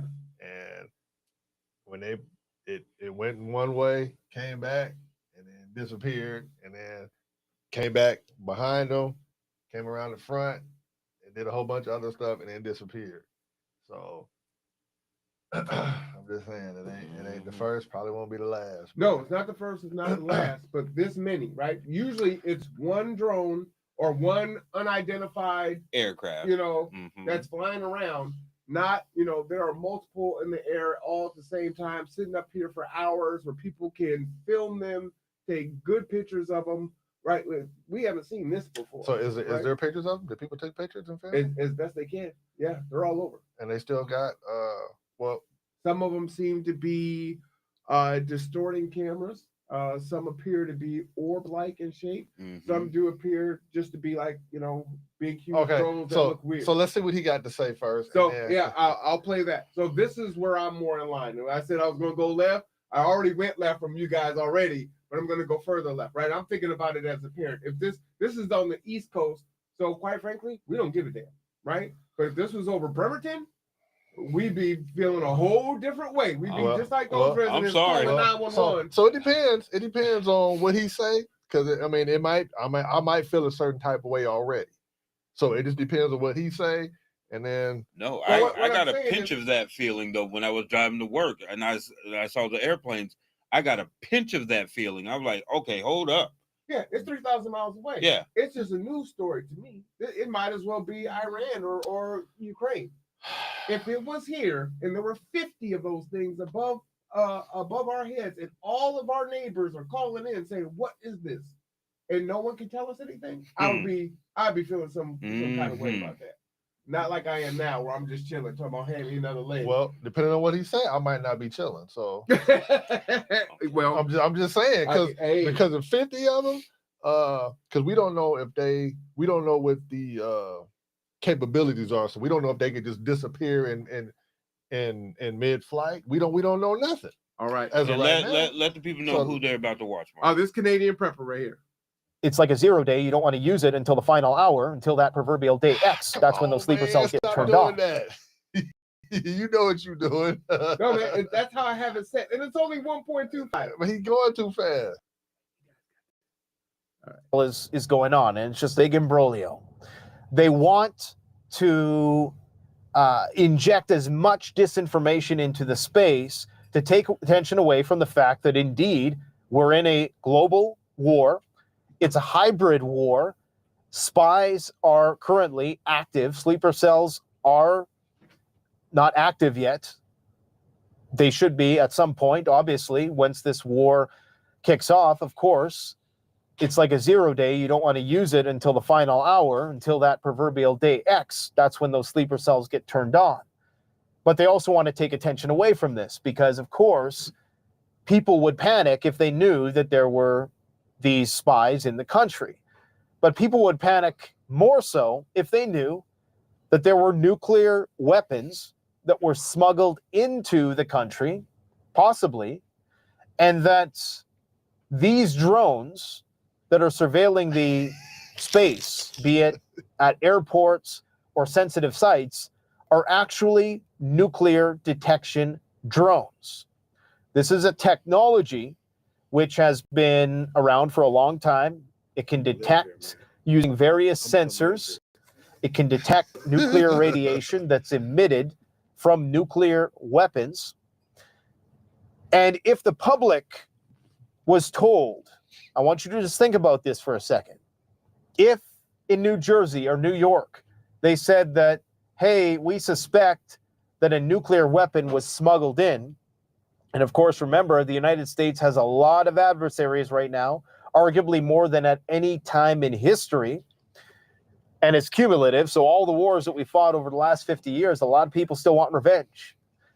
If the public was told, hey, there's a nuclear bomb possibly somewhere, but we're looking for it, don't worry, do you think this would trigger mass panic and people would hedge their bets and try to get out of the city? Absolutely, they would. This would upend the economy. This would undermine an otherwise still teetering on the brink of collapse, but still roaring sky high, overvalued economy that is on the brink of collapse. And all it would take was the right black swan, not even a black swan, but the fear of a black swan event, the collective hysteria that there might be a black swan event to bring the whole thing to a halt. And to All right, so I'm gonna pause there. This to me seems a lot more plausible. This is where my mind has been going. To me, this makes sense. And I don't want to be a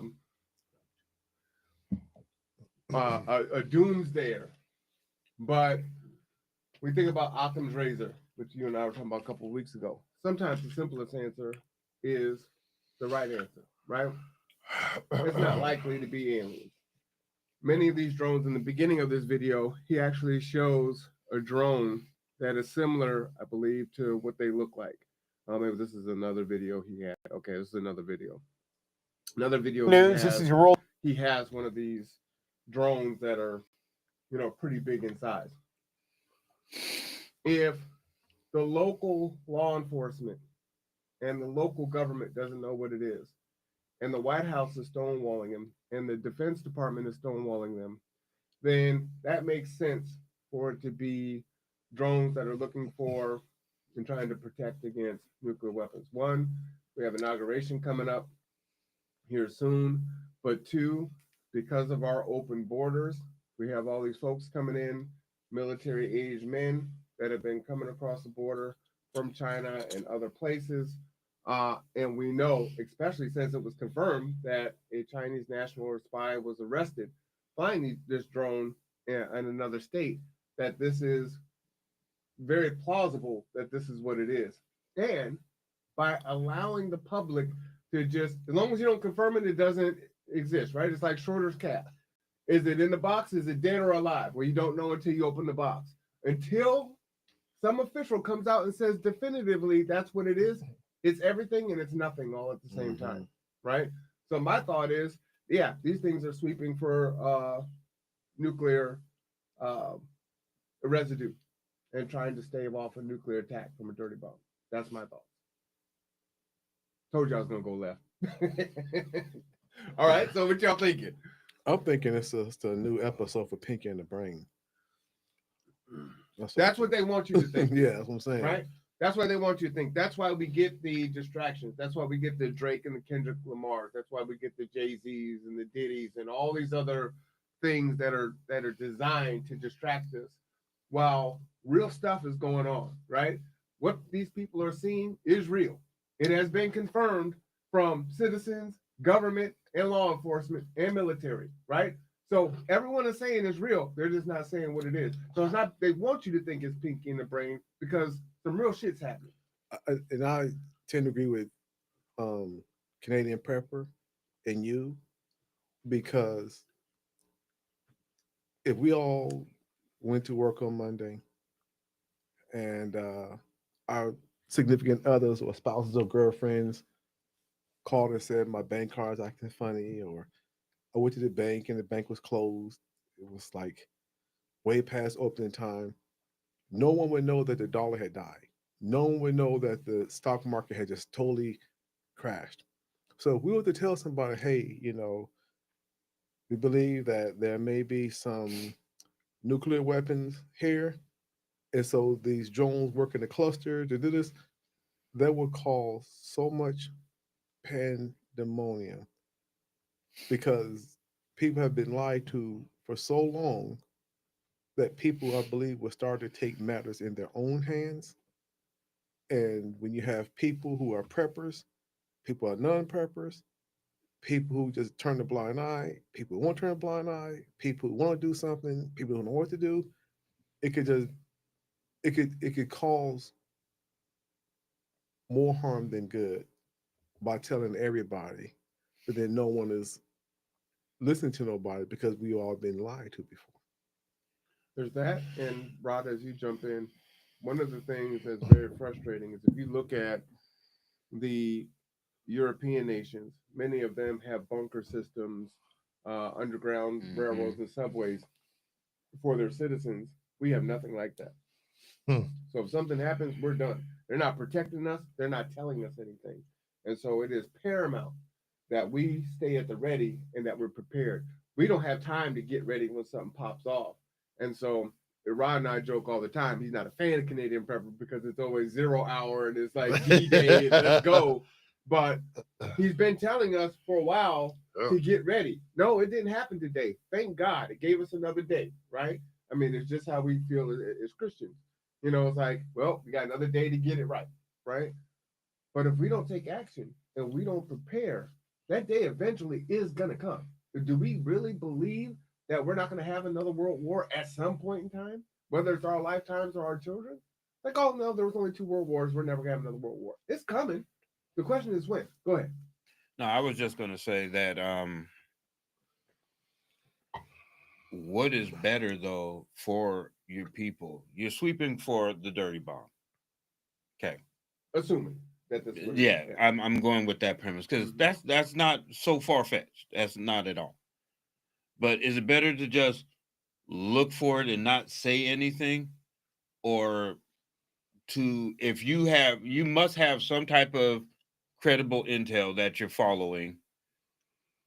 Wouldn't you want to get the people out of that area? Or I know it would cause hysteria if you say there's a nuke somewhere, and I get that. But if I can't find it and then the nuke goes off, you're talking about countless lives. So where do you draw the line at worrying about hysteria? Well, because you're going to be hysterical no matter what. Well, here's the thing. It's again, that's why we don't have the bunkers, right? When it happens, we just done. Yeah. It's like any episode, 24. You take it, right? They need as much time as possible to try to diffuse the situation, find out where it is, and let it go, right? They don't want to turn the country upside down, destroy economies, have people do a mass exodus out of Jersey and New York, especially during holiday times, right? Unnecessarily, if they can stop it. And at the same time, they're already using these drones at our ports, right? So this isn't something that's never been done before. We already use that to try to ensure that nuclear material doesn't come through our ports in that way. So to answer your question, I think it would have been better just to say, hey, we already use this technology on our ports. We're doing it over here as a test. We've got, Picatinny and the other base over there. This is what we're doing. And we're just drilling, and that's what it is. Folks might be pissed off, but then that's it. They'll go on about their business. But go ahead. I don't have any thoughts on it. Oh, you do. Now all of a sudden, it's like you done got tight all of a sudden. I don't have any thoughts on it. Uh-oh. Mm. So what do you think? Do you think that it's drones searching for nuclear material? Do you think it's the Nephilim? No, it's hard to say, but I don't think it's that. I don't think it's that at that level. Yeah. Uh, Nephilim or nuclear material? Either. You know what? Because it could be neither. It could be either or. So it depends on. Can you trust the source that said we don't know? No. So again, it could be either or. Like seriously, you could be either or. Mm-hmm. Because if you can trust the source and they say, oh, we don't know, then I mean that would lead you to be like, oh, okay, well, that's what it is. But if they say, oh, well, you know, this is we know what it is and it's ours, then that's what you know what that is. So it can be either or. Samuel, final thoughts on this topic? How are you Well, doing, Marwan? I'm doing. I was just thinking maybe it's not nuclear, but maybe it's facial recognition. At night, though? Well, maybe someone has some intel that um To a halt and or to crash. maybe it's at nighttime because it's probably a time where people would appear to be asleep or not really concerned about it. I don't know, but like Prince said, the world's just gone crazy. At at some point, you're gonna have pandemonium, but at some point, uh, I just think people need to know and understand what's going on, so that at least you can prepare for your personal home, your neighborhood, Oh, your community. are you about to send the link? Mm-mm. You're not gonna send the link? Yeah, I'll send the app. I'm trying to find something else. Oh, I'm gonna send it to me. Yeah, I'll send it to you. Go ahead. No, I just think people should be, um, a, a lot of information that major corporations and access ways are on a need to know basis. But like I said, you have um, drones the size of cars playing over a neighborhood or your kid's backyard. Just telling the people as much information like technology. We don't get all the technology at one time. We get it in bits and pieces. Same thing with information. Hmm.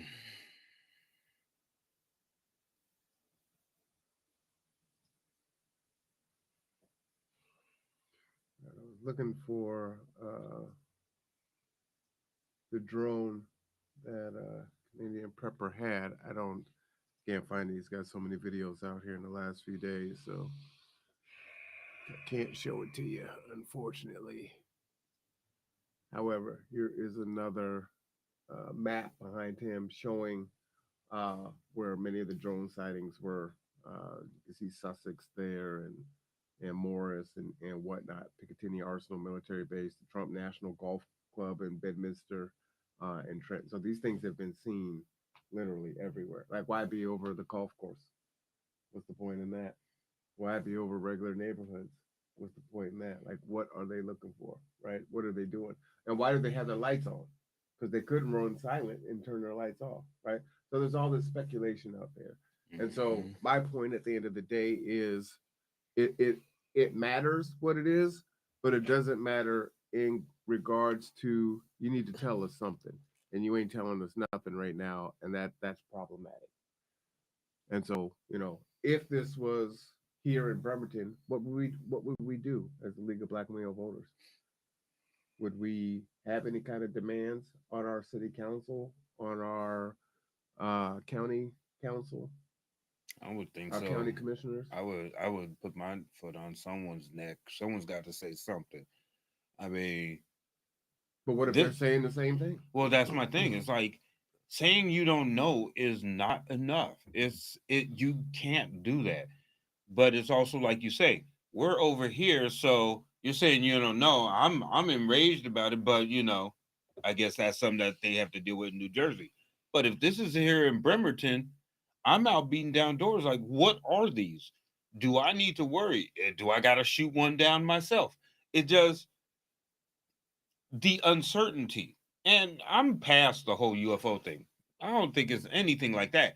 But it's something. And that's my whole thing. Regardless of how significant or insignificant it is, it's something. And to say, well, I don't know.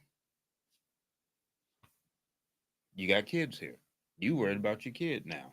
Okay, you don't know. This thing is carrying something. It could drop into my daughter's house, kill my daughter. And the only answer you ever gave me was you don't know. No, that would be enraging to me. I would have to go out and be like, hey, someone's got to tell me Or a something. powdery substance Mhm. in a mall or a Yeah, highly anything concentrated area. anything aerosolized. I mean, you put that a lot of stuff in the air, it's killing a lot of people. My first thought, my family, we're out. You don't know nothing, fine, cool. I'm out. Until you guys figure out what's going on. My daughter, all them people, we going to try But to think get to about it. someplace safe. This has been going on for a month. Right. So most people can't do that. And that's the problem, right? And that's why we have to demand answers. Because everyone can't Yeah. just pick up and go. And it's like, well, I'm not going to work anymore. And I'm taking my kids out of school and we gone. Gone where? And how long is your money going to last? You know, if you could even do that. We just got done talking about Safe Park, trying to find, parking spots for people.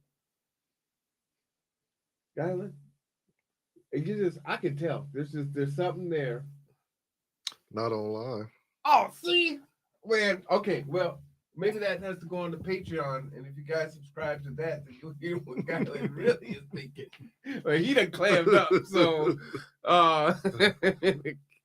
yeah, man, I know you got some thoughts. I got a few. You got a few?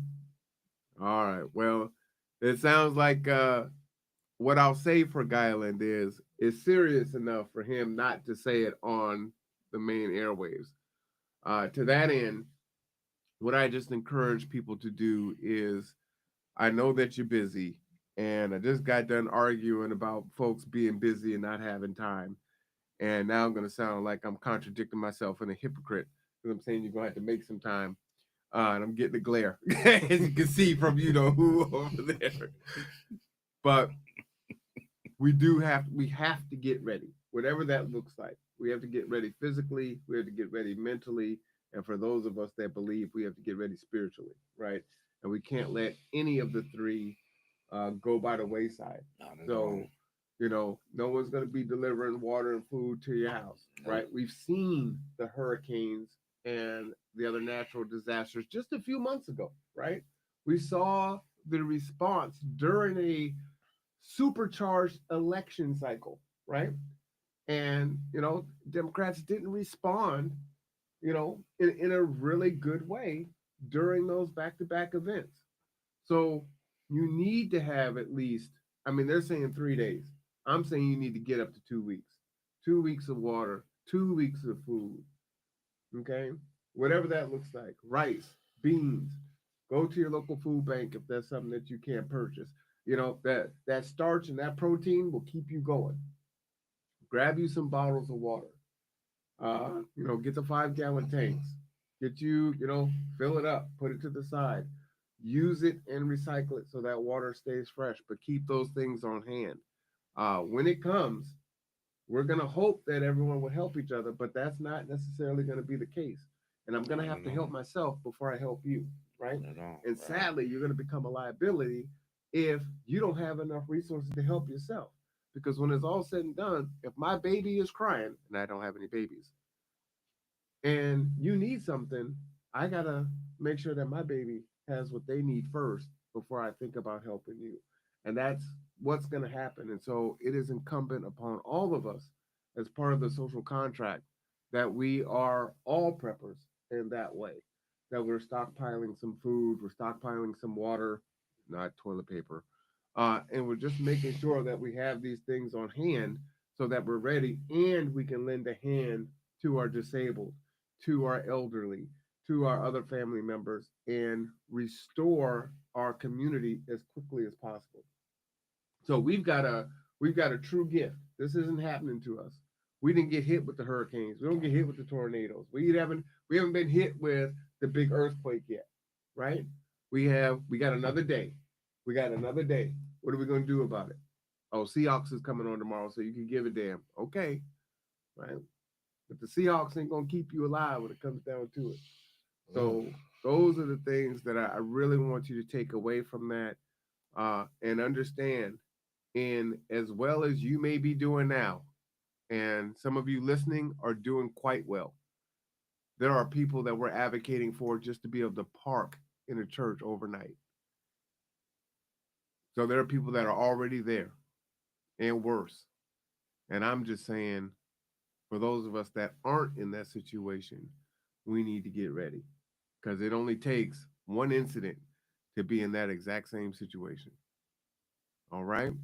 So let me read this letter really quick. I did put this in the chat. If you want this letter, just send me a chat and I will email it to you. Dear members of Bremerton City Council, I'll put this on the screen as much as I can. I'm writing you today to express my deep concern about the challenges faced by our unhoused neighbors and to advocate for a compassionate and pragmatic solution.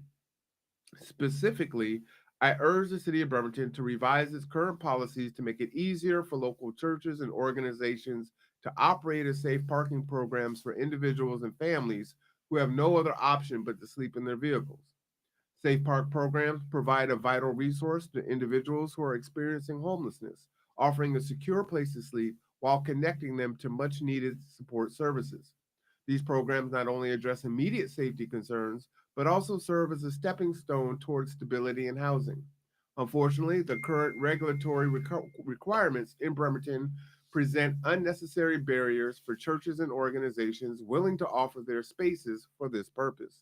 I propose the following changes to support the development and sustainability of safe parking programs in our city. One, streamline permitting process. Simplify the permitting and approval process for organizations seeking to host safe parking programs. Reducing bureaucratic hurdles will enable more organizations to participate.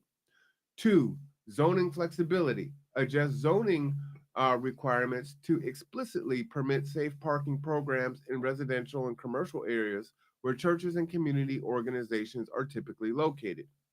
Three, resource support. Provide incentives such as grants or subsidies to organizations willing to host safe parking sites. These funds can help cover the cost of insurance, sanitation, and security. And four, collaboration with service providers. Encourage partnerships with local nonprofits, healthcare providers, and social services to ensure that individuals utilizing safe parking programs have access to case management, housing resources, and other support services. By enacting these changes, Bremerton can lead with compassion and pragmatism, addressing an urgent need in our community while upholding the dignity of our unhoused residents. Faith based institutions and community organizations have long been trusted pillars of support in Bremerton, and they are uniquely positioned to provide this essential service if empowered to do so. I urge you to consider these recommendations and take swift action to amend the existing regulations. Our unhoused neighbors deserve safety and respect, and we as a community have a moral obligation to provide solutions that reflect our shared values of care and inclusion. Thank you for your attention to this critical issue. I would welcome the opportunity to discuss this further and provide any additional information that may assist in this effort. All right. So that is your letter. Again, if you want it, go ahead and just respond in the chat. Everyone from the league will be sending that letter in. Again, you can tweak it and add things. Hey, I want porta potties to be there. I want this. I want that. But the big thing is to make your voice heard. This was a demonstration tonight on the power of one voice. We'll go around the room and give the final word. Eeny, meeny, miny, mo. Mr. Razorback, you're up. I just want everybody to realize that you don't have to riot through the streets to get your point across and get your voice heard. It always starts with just a conversation. So Have your conversations, start enacting change, start turning the wheel. And on a medical note, don't throw away your medicines if they expire. Just hold on to them. There may come a time when you might need those medications. And if the world goes as bad as it could go, an expired medication is better than no medication at all. Do not let Yeah. these pharmaceutical places scare you into throwing your medications away. Okay? Those EpiPens that they want to charge you thousands of dollars for, do not throw them away. That insulin that they want to charge you hundreds and hundreds of dollars for, do not throw it away. I urge you guys to remember that. But remember, your voice is how change starts, not throwing a rock through a window. Now we have to say that that is the personal opinion, and Yep. the conduit does not necessarily endorse or deny that claim. All right. I just think we're all in this together, whether you live in a $1.5 million home or $280,000 home. Teamwork makes the dream work. So people out there are counting on you. You can see that Marwan reached across the aisle to his counterpart that won, but you can see that change does happen. And like Ross said, you don't have to riot and picket and get upset. You just have to use your voice, submit the letter, and let's move forward. And last but not least, I think y'all said it all. For both topics, we just need to stay on the grind. It's gonna be a long road, but it's time to start. Times is letting us know it's starting. So uh, small, we can start with small moves and just be willing to stay on the grind. can you put the camera just on you? And if you can see it, can you try to get your shirt in the camera? What's your shirt say there?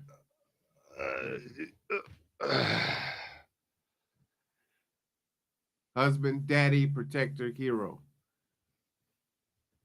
In the year 2025 of our Lord, men, we need to step up and take on leadership roles, which means talking about things that aren't popular, being in places, speaking up, speaking out. Consequences be damned. We know that it's dire, and we're already out of time in whatever it is. And we don't want things to get any worse off than they already are now. Like I said, many people are already in these positions, and there's no reason for them to be. So we got to do what we got to do. Anyhow, it's been a great show. We've been going for about 2 hours and 13 minutes, aside from the issues in the beginning. But for Rod, Samuel, and Guyland, I am R1 Cameron. This is the League of Black Male Voters on the Conduit Podcast Network. As always, take care.